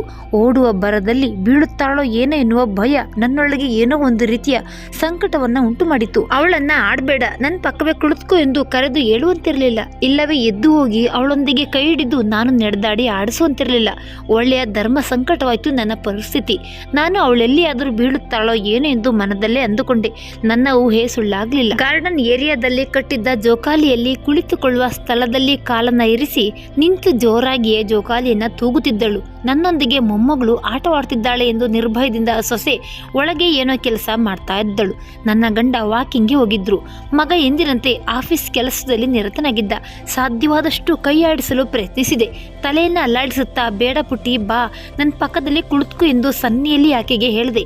ಆಟದ ಭರದಲ್ಲಿದ್ದ ಆ ಕೂಸಿಗೆ ಏನೂ ತಿಳಿಲಿಲ್ಲ. ಅಷ್ಟು ತಲ್ಲೀನತೆಯಲ್ಲಿ ಇರುವ ಮಗುವಿಗೆ ನನ್ನ ಮೂಕ ಭಾಷೆ ಹೇಗೆ ತಾನೇ ಅರ್ಥವಾದೀತು. ತೂಗುವ ರಭಸದಲ್ಲಿ ಅಪೂರ್ವ ತನ್ನ ಒಂದು ಕೈಯನ್ನ ಜೋಕಾಲಿಯ ಹಗ್ಗದಿಂದ ಬಿಟ್ಬಿಟ್ಟಳು. ನಾನು ನೋಡುತ್ತಿದ್ದಂತೆಯೇ ಮಗು ಜೋಕಾಲಿಯ ಹಿಡಿತದಿಂದ ತಪ್ಪಿಬಿಡ್ತು. ಅದೃಷ್ಟವಶತ್ ಒಂದು ಕೈ ಜೋಕಾಲಿಯ ಇನ್ನೊಂದು ಬದಿಯ ಹಗ್ಗವನ್ನ ಗಟ್ಟಿಯಾಗಿ ಹಿಡಿದಿತ್ತು. ಮಗು ಕೆಳಕ್ಕೆ ಬಿದ್ದರೂ ಹಗ್ಗವನ್ನ ಬಿಡ್ಲಿಲ್ಲ. ಜೋಕಾಲಿ ಮಗುವನ್ನ ಹಿಂದಕ್ಕೆ ಮುಂದಕ್ಕೆ 4-5 ಬಾರಿ ರಭಸವಾಗಿ ಎಳೆದೊಯ್ತು. ನಾನು ನೋಡುತ್ತಿರುವಂತೆಯೇ ಮಗುವಿನ ಮುಂಗಾಲು ನೆಲಕ್ಕೆ ಹಾಸಿದ ಇಂಟರ್ಲಾಕ್ಗೆ ತಾಗಿ ರಕ್ತ ಒಂದೇ ಸಮನೆ ಹರಿಯತೊಡಗಿತು. ನನ್ನ ದೇಹದೊಳಗೆ ಏನೋ ಒಂದು ರೀತಿಯ ಅವ್ಯಕ್ತ ಸಂಕಟ ಮೂಡಿತು. ನನಗರಿವಿಲ್ಲದೆ ನಾನು ಜೋರಾಗಿ ಕಿರ್ಚಿಕೊಂಡೆ. ಕಿರ್ಚುವ ರಭಸದಲ್ಲಿ ಒಂದೆರಡು ಪದಗಳು ನನ್ನ ಬಾಯಿಯಿಂದ ಹಾಗೆಯೇ ಹೊರಬಂತು. ಅಯ್ಯೋ ಪುಟ್ಟಿ, ಅಪ್ಪು ಎಂಬ ಜೋರಾದ ನನ್ನ ಕೂಗಿಗೆ ಮಗ ಸೊಸೆ ಹೊರಗೆ ಓಡಿ ಬಂದ್ರು. ಓ ಅಮ್ಮ, ಏನಾಯ್ತು ಎಂದು ಇಬ್ಬರೂ ನನ್ನ ಬಳಿಗೆ ಓಡಿ ಬಂದ್ರು. ಅಯ್ಯೋ, ನಮ್ಮ ಮುದ್ದು ಪುಟ್ಟಿ ಅಪ್ಪು ಜೋಕಾಲಿಂದ ಕೆಳಗೆ ಬಿದ್ದಳು ಎಂದು ನಾನು ಅವರಿಬ್ಬರಿಗೆ ಹೇಳಿದೆ. ಅಳುತ್ತಿದ್ದ ಮಗು ಅಪೂರ್ವ ನನ್ನ ಮಾತನ್ನ ಕೇಳಿ ಒಂದು ಕ್ಷಣ ಆಶ್ಚರ್ಯದಿಂದ, ಓಹೋ, ಅಜ್ಜಿ ಮಾತಾಡ್ತಿದ್ದಾರೆ, ಅಜ್ಜಿ ಮಾತಾಡ್ತಿದ್ದಾರೆ, ಅಜ್ಜಿಗೆ ಮಾತು ಬಂತು ಎಂದು ಆ ನೋವಿನಲ್ಲೂ ಮಗು ಚಪ್ಪಾಳೆ ತಟ್ಟಿ ನಕ್ಕಿತು. ಅಪೂರ್ವಳ ಕಾಲಿನಿಂದ ಹಾಗೆ ರಕ್ತ ಸೋರ್ತಾ ಇದ್ರು. ಮಗ ಸೊಸೆ ನನ್ನ ಮಾತನ್ನ ಕೇಳಿ ಒಂದು ಕ್ಷಣ ಅವಕ್ಕಾಗಿ ಹೋದ್ರು. ಮಗ ಓಡಿ ಹೋಗಿ ಅಪೂರ್ವಳನ್ನ ಎತ್ತಿಕೊಂಡ. ಅಲ್ಲಿ ನೆರೆದಿದ್ದ ನಮ್ಮೆಲ್ಲರ ಕಣ್ಣಾಲಿಗಳು ಕೂಡ ತುಂಬಿ ಬಂತು. ಮಗ ಒಳಗೋಡಿ ಹೋಗಿ ಫಸ್ಟ್ ಏಡ್ ಕಿಟ್ ತಂದು ಮೊಮ್ಮಗಳ ಕಾಲಿನ ಗಾಯಕ್ಕೆ ಔಷಧಿಯನ್ನ ಹಚ್ಚಿದ. ಸೊಸೆ ಮಾತ್ರ ನನ್ನ ಕೈಯನ್ನ ಜೋರಾಗಿ ಹಿಡಿದುಕೊಂಡಿದ್ದಳು. ನಮ್ಮ ಪುಟ್ಟಿ ಅಪೂರ್ವ ಓಡಿ ಬಂದು, ಅಜ್ಜಿ, ನನಗೇನು ನೋವಾಗ್ಲಿಲ್ಲ, ನಾನು ಬಿದ್ದದ್ದು ಒಳ್ಳೇದಾಯ್ತು ನೋಡು, ನೀನು ಮುಂಚಿನಂತೆ ಇನ್ನು ಮಾತಾಡಬಹುದು, ನನಗೆ ಚಂದಾ ಮಾಮನ ಕಥೆಯನ್ನ ಹೇಳ್ಬಹುದು ಎಂದು ತುಂಬು ಕಂಗಳಿಂದ ತನ್ನ ಆಸೆಯನ್ನ ಹೇಳುವಾಗ್ಲಂತೂ ನನ್ನ ಮನ ತುಂಬಿ ಬಂತು. ವಾಕಿಂಗ್ಗೆ ಹೋದ ನನ್ನ ಗಂಡ ನನಗೆ ಮಾತು ಬಂದ ವಿಷಯ ತಿಳಿಯುತ್ತಿದ್ದಂತೆ ಎಲ್ಲದಕ್ಕೂ ಈ ಮಾತೃ ಪ್ರೇಮದ ಮೊಮ್ಮಗಳು ಮತ್ತು ಸೊಸೆಯ ಕಾರಣ ಎಂದು ಎದೆ ಹುಬ್ಬಿಸಿಬಿಟ್ರು. ನನಗೆ ನಾನು ಮಾತಾಡಬಲ್ಲೆ ಎನ್ನುವುದನ್ನು ಸ್ವತಃ ನನಗೆ ನಂಬಲಾಗಲಿಲ್ಲ. ನಿಧಾನಕ್ಕೆ ಅಮ್ಮ ರಾಧಾ ಎಂದು ಕರೆಯಲು ಬಾಯಿ ತೆರೆದೆ. ನಿಜ, ನನ್ನ ಧ್ವನಿ ಪೆಟ್ಟಿಗೆಯಿಂದ ಸ್ವರ ಹೊರಟಿದೆ. ನಾನು ಕರೆದ ಧ್ವನಿ ನನ್ನ ಸೊಸೆಗೂ ಕೇಳಿಸಿದೆ. ನನ್ನೊಳಗೆ ಹೊಸ ಸಂಚಲನ ಮೂಡಿದ ಅನುಭವವಾಯಿತು. ನನಗೆ ಮಾತು ನಿಂತು ಹೋದದ್ದು ಕೂಡ ನಾನು ನಡೆಯಲಾರೆ ಇನ್ನು ಮುಂದೆ ಎಂಬ ಆಘಾತದಲ್ಲಿ. ಆ ಆಘಾತವೇ ನನ್ನೊಳಗೆ ಮಾತಾಡುವ ಶಕ್ತಿಯನ್ನ ಕುಗ್ಗಿಸಿತ್ತು. ನಾನು ಬರುತ್ತಾ ಮಾತಾಡುವ ಚೈತನ್ಯವನ್ನ ಕೂಡ ಕಳೆದುಕೊಳ್ಳುತ್ತಾ ಬಂದೆ. ನನ್ನೊಳಗಿನ ಪಾಪ ಪ್ರಜ್ಞೆ. ಸೊಸೆಯನ್ನ ನಾನು ತಿರಸ್ಕಾರ ದೃಷ್ಟಿಯಲ್ಲಿ ಕಂಡ ಆ ದಿನಗಳ ನೆನಪುಗಳನ್ನ ಮೆಲುಕು ಹಾಕುತ್ತಾ ದಿನಗಳನ್ನ ದೂಡಿದೆ. ನಾನು ಯಾರೆಲ್ಲ ನನ್ನವರು ಎಂದು ಪ್ರೀತಿ ತೋರಿಸಿದ್ನೋ ಅವರೆಲ್ಲ ನನ್ನಿಂದ ದೂರವಾಗುತ್ತಿದ್ದಂತೆ ಬದುಕುವ ಆಸೆಯನ್ನ ಕಳೆದುಕೊಳ್ಳುತ್ತಾ ಬಂದೆ. ಹೀಗಿದ್ದ ನನಗೆ ಮತ್ತೆ ಮರುಹುಟ್ಟನ್ನು ಕೊಟ್ಟವಳು ಈ ಮಾತು ಪ್ರೇಮದ ರಾಧಾ. ನಾನೆಂದೂ ಕೂಡ ನನ್ನ ಬದುಕಿನಲ್ಲಿ ಮತ್ತೆ ಹರ್ಷದ ಒನಲು ಮೂಡುತ್ತದೆ ಎಂದು ಭಾವಿಸಿದ್ದವಳೇ ಅಲ್ಲ. ಹಾಸಿಗೆಗೆ ಅಂಟಿಕೊಂಡು ಸೂರನ್ನೇ ದಿಟ್ಟಿಸುತ್ತಾ ಕೊನೆಗಾಲಕ್ಕಾಗಿ ಕಾದು ಕೂತಿದ್ದ ನನಗೊಂದು ಸುಂದರ ಬದುಕಿದೆ ಎಂದು ನಾನು ಕನಸಿನಲ್ಲೂ ಅಂದುಕೊಂಡಿರಲಿಲ್ಲ. ಈಗಂತೂ ಬದುಕು ಮತ್ತಷ್ಟು ಸುಂದರವಾಗಿ ನಳನಳಿಸುವ ನನ್ನ ಹೂತೋಟದ ಮಲ್ಲಿಗೆಯಂತಾಗಿದೆ. ಪ್ರೀತಿಸುವ ಕುಟುಂಬ ನನ್ನ ಬಳಿ ಇರುವಾಗ ಬೇಡದ ಯೋಚನೆ ಮಾಡಲು ಹೇಗೆ ತಾನೇ ಸಾಧ್ಯ? ಅವರೆಲ್ಲರ ಅಕ್ಕರೆ ನನಗೆ ಶ್ರೀರಕ್ಷೆಯಾಗಿ ಬಿಟ್ಟಿದೆ. ನನಗೆ ಮಾತು ಬಂದ ವಿಷಯ ತಿಳಿಯುತ್ತಿದ್ದಂತೆ ಬಂಧು ಮಿತ್ರರೆಲ್ಲ ನನ್ನ ಮಾತಾಡಿಸಲು ಬಂದಿದ್ದಾರೆ. ಅವರೆಲ್ಲರೊಂದಿಗೆ 2 ವರ್ಷ ಅದುಮಿಟ್ಟುಕೊಂಡ ನೋವು, ದುಃಖ, ಸಂತಸವನ್ನೆಲ್ಲ ಹಂಚಿಕೊಂಡು ಅಗುರಳಾಗಿದ್ದೇನೆ. ಮೊನ್ನೆ ನನ್ನ ಹೆಣ್ಮಕ್ಳಿಬ್ರು ಅಪ್ಪನಿಗೆ ಕಾಲ್ ಮಾಡಿ ಅಮ್ಮ ಹೇಗಿದ್ದಾರೆ ಎಂದು ವಿಚಾರಿಸಿದ್ರು. ಅಮ್ಮನಿಗೆ ಫೋನ್ ಕೊಡಿ ಮಾತಾಡಬೇಕು ಎಂದಾಗ ನಾನು ಸುತಾರ ಮಾತಾಡಲು ಒಲ್ಲೆ ಎಂದೆ. ನನ್ನ ಮನದೊಳಗೆ ಅಷ್ಟು ನೋವು ಹೆಪ್ಪುಗಟ್ಟಿತ್ತು. ನಾನು ಪ್ರೀತಿಸಿ ನನ್ನ ಮಕ್ಕಳೆಂದು ಎದೆಗಾನಿಸಿಕೊಂಡು ನನ್ನ ಶಕ್ತಿ ಎಲ್ಲವನ್ನ ಅವರಿಗೆ ದಾರೆ ಎರೆದೆ. ನನ್ನ ಶಕ್ತಿಗುಂದಿದಾಗ ನಾನು ಅವರಿಗೆ ಕಾಲ ಕಸಕ್ಕಿಂತ ಕೀಳಾಗಿ ಹೋದೆ. ನೊಂದ ನನಗೆ ಆಗ ನನ್ನ ಮಕ್ಕಳ ಪ್ರೀತಿ ಬೇಕಿತ್ತು. ಆ ಸಮಯದಲ್ಲಿ ಸಿಗದ ಪ್ರೀತಿ ಈಗ ಇದ್ದರೆಷ್ಟು ಬಿಟ್ಟರೆಷ್ಟು. ಈಗ ನನಗೆ ಮಾತು ಮತ್ತೆ ಬಂದಿದೆ ಎಂದು ಮಾತಾಡುವ ತವಕ. ಈ ರೀತಿಯ ತೋರಿಕೆಯ ಪ್ರೀತಿ ನನಗೆ ಯಾರಿಂದಲೂ ಬೇಕಿಲ್ಲ. ಊಟಕ್ಕಿಲ್ಲದ ಉಪ್ಪಿನಕಾಯಿ ಇದ್ದರೆಷ್ಟು ಇಲ್ಲದಿದ್ದರೆಷ್ಟು ಎನ್ನುವ ಮನೋಸ್ಥೈರ್ಯ ನನ್ನದಾಗಿತ್ತು. ನಾವು ಸದ್ಯದಲ್ಲಿಯೇ ಊರಿಗೆ ಬರುತ್ತೇವೆ, ಅಮ್ಮನನ್ನ ಮಾತಾಡಿಸುವ ತವಕವಾಗಿದೆ ಎಂದು ಮಕ್ಕಳಿಬ್ಬರು ಅಪ್ಪನ ಬಳಿ ಹೇಳಿದ ಮಾತನ್ನ ನನ್ನ ಗಂಡ ನನ್ನ ಬಳಿ ಹೇಳಿದಾಗ ನಾನು ನಿರ್ಭಾವುಕಳಾಗಿದ್ದೆ. ನನ್ನ ಸೊಸೆಯ ಚಿಕ್ಕಮ್ಮ ನನ್ನ ಮಾತಾಡಿಸಲು ಬಂದಿದ್ರು. ಬಂದವರು ಮಗಳ ಕೈಗೆ ಕೇರಳದ ನಂಬಿಯಾರ ಲೇಹ ಮತ್ತು ಮಸಾಜ್ ಮಾಡುವ ಎಣ್ಣೆಯನ್ನ ತಂದುಕೊಟ್ಟಿದ್ರು. ಅಮ್ಮ ರಾಧಾ, ನಿಮ್ಮ ಅತ್ತೆಗೆ ಶಕ್ತಿ ಬರುವ ಈ ಲೇಹವನ್ನ ತಿನ್ನಿಸು. ಈ ಎಣ್ಣೆಯ ಮಸಾಜನ್ನ ಕಾಲಿಗೆ ಪ್ರತಿದಿನ ತಪ್ಪದೆ ಮಾಡಮ್ಮ ಎಂದು ಹೇಳುವ ಮಾತು ನನ್ನ ಕಿವಿಗೆ ಕೇಳಿಸಿತು. ರಾಧಾಳ ಚಿಕ್ಕಮ್ಮ ಕೂಡ ರಾಧಾಳಷ್ಟೇ ಒಳ್ಳೆಯವರು. ನಾವು ಒಳ್ಳೆಯವರಾಗಿದ್ರೆ ನಮಗೆ ಪ್ರಪಂಚವೇ ಒಳ್ಳೆಯದಾಗಿ ಕಾಣುತ್ತದೆ. ನೋಡುವ ನೋಟ ಸರಿ ಇಲ್ಲದಿದ್ದಾಗ ಎಲ್ಲವೂ ತಪ್ಪಾಗಿ ಕಾಣುತ್ತದೆ. ನನ್ನ ಕಾಮಾಲೆ ಕಣ್ಣಿಗೆ ಕಟ್ಟಿದ ಹಳದಿ ಪಟ್ಟಿ ಇಂದು ಸಂಪೂರ್ಣವಾಗಿ ಕಳಚಿ ಬಿದ್ದಿದೆ.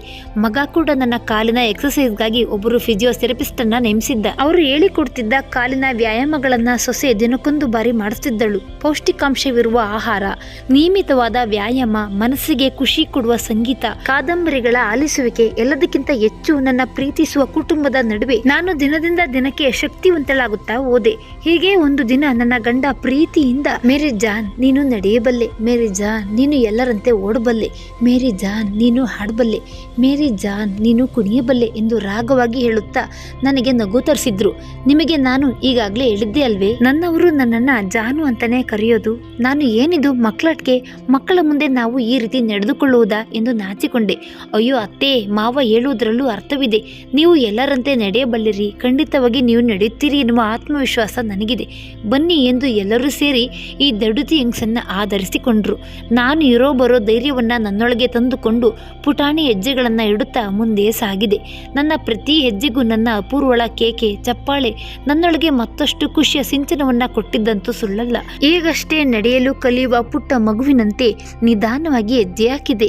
ಇದೇನು ಕನಸೋ ಏನೋ ಅಂದುಕೊಳ್ಳುವಂತೆ ನನಗೀಗ ಭಾಸವಾಗ್ತಿದೆ. ನನ್ನ ಬದುಕಿನಲ್ಲಿ ಮತ್ತೆ ಮಾತಾಡುವ, ನಡೆಯುವ ಚೈತನ್ಯ ಬರುತ್ತದೆ ಎಂದು ಸ್ವತಃ ನಾನೇ ಅಂದುಕೊಂಡಿರಲಿಲ್ಲ. ಅಬ್ಬಾ, ಕೊನೆಗೂ ಇವರೆಲ್ಲರ ಪ್ರೀತಿ, ಧೈರ್ಯ, ಆತ್ಮ ಬಲದಿಂದ ನಾನು ನಡೆಯುವಂತಾದೆ. ನಾನೀಗ ಸ್ವತಂತ್ರವಾಗಿ ನಡೆಯುತ್ತೇನೆ. ನನ್ನ ಕೆಲಸವನ್ನ ನಾನು ಯಾರ ಸಹಾಯವಿಲ್ಲದೆ ಮಾಡುವಷ್ಟು ಸದೃಢವಾಗಿದ್ದೇನೆ. ನಿಯಮಿತವಾದ ಆಹಾರ ಜೊತೆಗೆ ವ್ಯಾಯಾಮ, ಯೋಗದ ಮೂಲಕ ದೇಹದ ಆರೋಗ್ಯವನ್ನ ಕಾಪಾಡಿಕೊಂಡಿದ್ದೇನೆ. ನನಗೆ ತಿಳಿಯದಂತೆ ನನ್ನೊಳಗಿನ ಚೈತನ್ಯವನ್ನ ಬಡಿದೆಬ್ಬಿಸಿ ನನ್ನ ಬದುಕಿಗೊಂದು ಹೊಸ ಅರ್ಥವನ್ನ ಕೊಟ್ಟವಳು ನನ್ನ ಸೊಸೆ ಎಂದು ಪದೇ ಪದೇ ನನ್ನ ಮನಸ್ಸು ಕೂಗಿ ಕೂಗಿ ಹೇಳ್ತಿತ್ತು. ರಾಧಾಳಂತಹ ಸೊಸೆಯಂದಿರ ಸಂಖ್ಯೆ ಸಹಸ್ರವಾಗ್ಲಿ. ದೊಡ್ಡವರು ಮಾಡಿದ ತಪ್ಪನ್ನ ಕ್ಷಮಿಸಿ ದೊಡ್ಡತನ ಮೆರೆಯುವ ರಾಧಾಳಂತಹ ಬುದ್ಧಿ ಇರುವ ಹೆಣ್ಣು ಮಕ್ಕಳ ಸಂಖ್ಯೆ ದಿನದಿಂದ ದಿನಕ್ಕೆ ವೃದ್ಧಿಯಾಗ್ಲಿ. ಕುಟುಂಬ ಒಡೆದು ಗಂಡನನ್ನ ಕರೆದುಕೊಂಡು ಬೇರೆ ಮನೆ ಮಾಡಿ ಒಲೆ ಹೂಡಿ ಉಣ್ಣುವ ಹೆಣ್ಮಕ್ಕಳಿಗೆ ನನ್ನ ಈ ತಾಯಿ ರಾಧಾಳಿಂದ ಹೊಸ ಪಾಠ ತಿಳಿಯುವಂತಾಗ್ಲಿ. ಚಿನ್ನದ ಸೂಜಿ ಎಂದು ಕಣ್ಣು ಚುಚ್ಚಿಕೊಳ್ಳಲಾದೀತೆ. ನನ್ನ ಹೆಣ್ಮಕ್ಳು ಮಾಡಿದ ತಪ್ಪನ್ನ ನಾನು ಸರಿ ಎಂದು ಎಂದಿಗೂ ಕೂಡ ಅವರ ಪರ ವಹಿಸಿಕೊಂಡು ನಿಲ್ಲಲಾರೆ. ಮಗಳು ಮತ್ತು ಸೊಸೆಯಲ್ಲಿ ಭೇದ ಭಾವ ಮಾಡಿ ನಾನು ಜೀವನದಲ್ಲಿ ಬಹುದೊಡ್ಡ ಪಾಠವನ್ನ ಕಲಿತಿದ್ದೇನೆ. ನಮ್ಮ ಕಷ್ಟ ಕಾಲಕ್ಕೆ ಯಾರಾಗುತ್ತಾರೋ ಅವರೇ ನಮ್ಮ ನೆಂಟರು ಎಂಬ ಹಿರಿಯರಾಡಿದ ಮಾತು ಎಷ್ಟು ಸತ್ಯ ಅಲ್ವೇ. ತವರಿನಲ್ಲಿ ತಾಯಿ ಸುಖ ಕಾಣದ ಹೆಣ್ಣು ಮಗಳೊಬ್ಳು ಮನೆಗೆ ಸೊಸೆಯಾಗಿ ಬಂದಾಗ ಇಲ್ಲಿ ಅತ್ತೆಯಿಂದಲೂ ಕೂಡ ತಾಯಿ ಪ್ರೀತಿ ಸಿಗದೆ ಹೋದಾಗ ಆ ಹೆಣ್ಣು ಮಗುವಿನ ಕಷ್ಟ ಎಷ್ಟು ದೊಡ್ಡದಿದೆ ಕುರಿತು ಹೇಳಿ. ನನ್ನ ರಾಧಾ ಕೇವಲ ಪ್ರೀತಿ, ಮಮತೆ, ಅಕ್ಕರೆ, ಕಾಳಜಿಯ ಮಾತುಗಳಿಂದಲೇ ಸಂಸಾರವನ್ನ ಮತ್ತೆ ಮರಳಿ ಕಟ್ಟಿದ ರೀತಿ ಪ್ರತಿ ಹೆಣ್ಮಗುವಿಗೂ ಕೂಡ ಪಾಠವಾಗಬೇಕಿದೆ. ಕೈಕಾಲು ಸರಿಯಾಗಿ ಮಾತು ಬಂದ ಮೇಲೆ ನನ್ನ ಹೆಣ್ಮಕ್ಳಿಬ್ಬರೂ ನನ್ನ ಮನೆಗೆ ಬಂದರು. ಅವರ ಮೊಸಳೆ ಕಣ್ಣೀರು ಕಂಡು ನಾನು ಕರಗಲಿಲ್ಲ. ತಪ್ಪು ಯಾರು ಮಾಡಿದ್ರು ಕೂಡ ಅದು ತಪ್ಪೇ. ನನ್ನ ಹಾಗೆ ಮಾಡಿದ ತಪ್ಪನ್ನ ತಿದ್ದಿ ನಡೆದ್ರೆ ನನ್ನ ಹೆಣ್ಮಕ್ಳಿಗೂ ಕೂಡ ನನ್ನಿಂದ ಕ್ಷಮೆ ಇದೆ. ಅದನ್ನ ಕಾಲವೇ ನಿರ್ಧರಿಸಬೇಕು. ಮಾತೃ ಸ್ವರೂಪಿ ನನ್ನ ಸೊಸೆಯ ಪ್ರೇಮ ಅಮರವಾಗ್ಲಿ. ನಾನು ಮನದುಂಬಿ ನನ್ನ ಸೊಸೆಗೆ ಆಶೀರ್ವದಿಸುತ್ತೇನೆ. ಆಕೆ 100 ಕಾಲ ಸುಖವಾಗಿರ್ಲಿ ಎಂದು. ಮತ್ತೊಂದು ಕಥೆಯೊಂದಿಗೆ ಭೇಟಿಯಾಗೋಣ. ಧನ್ಯವಾದಗಳು.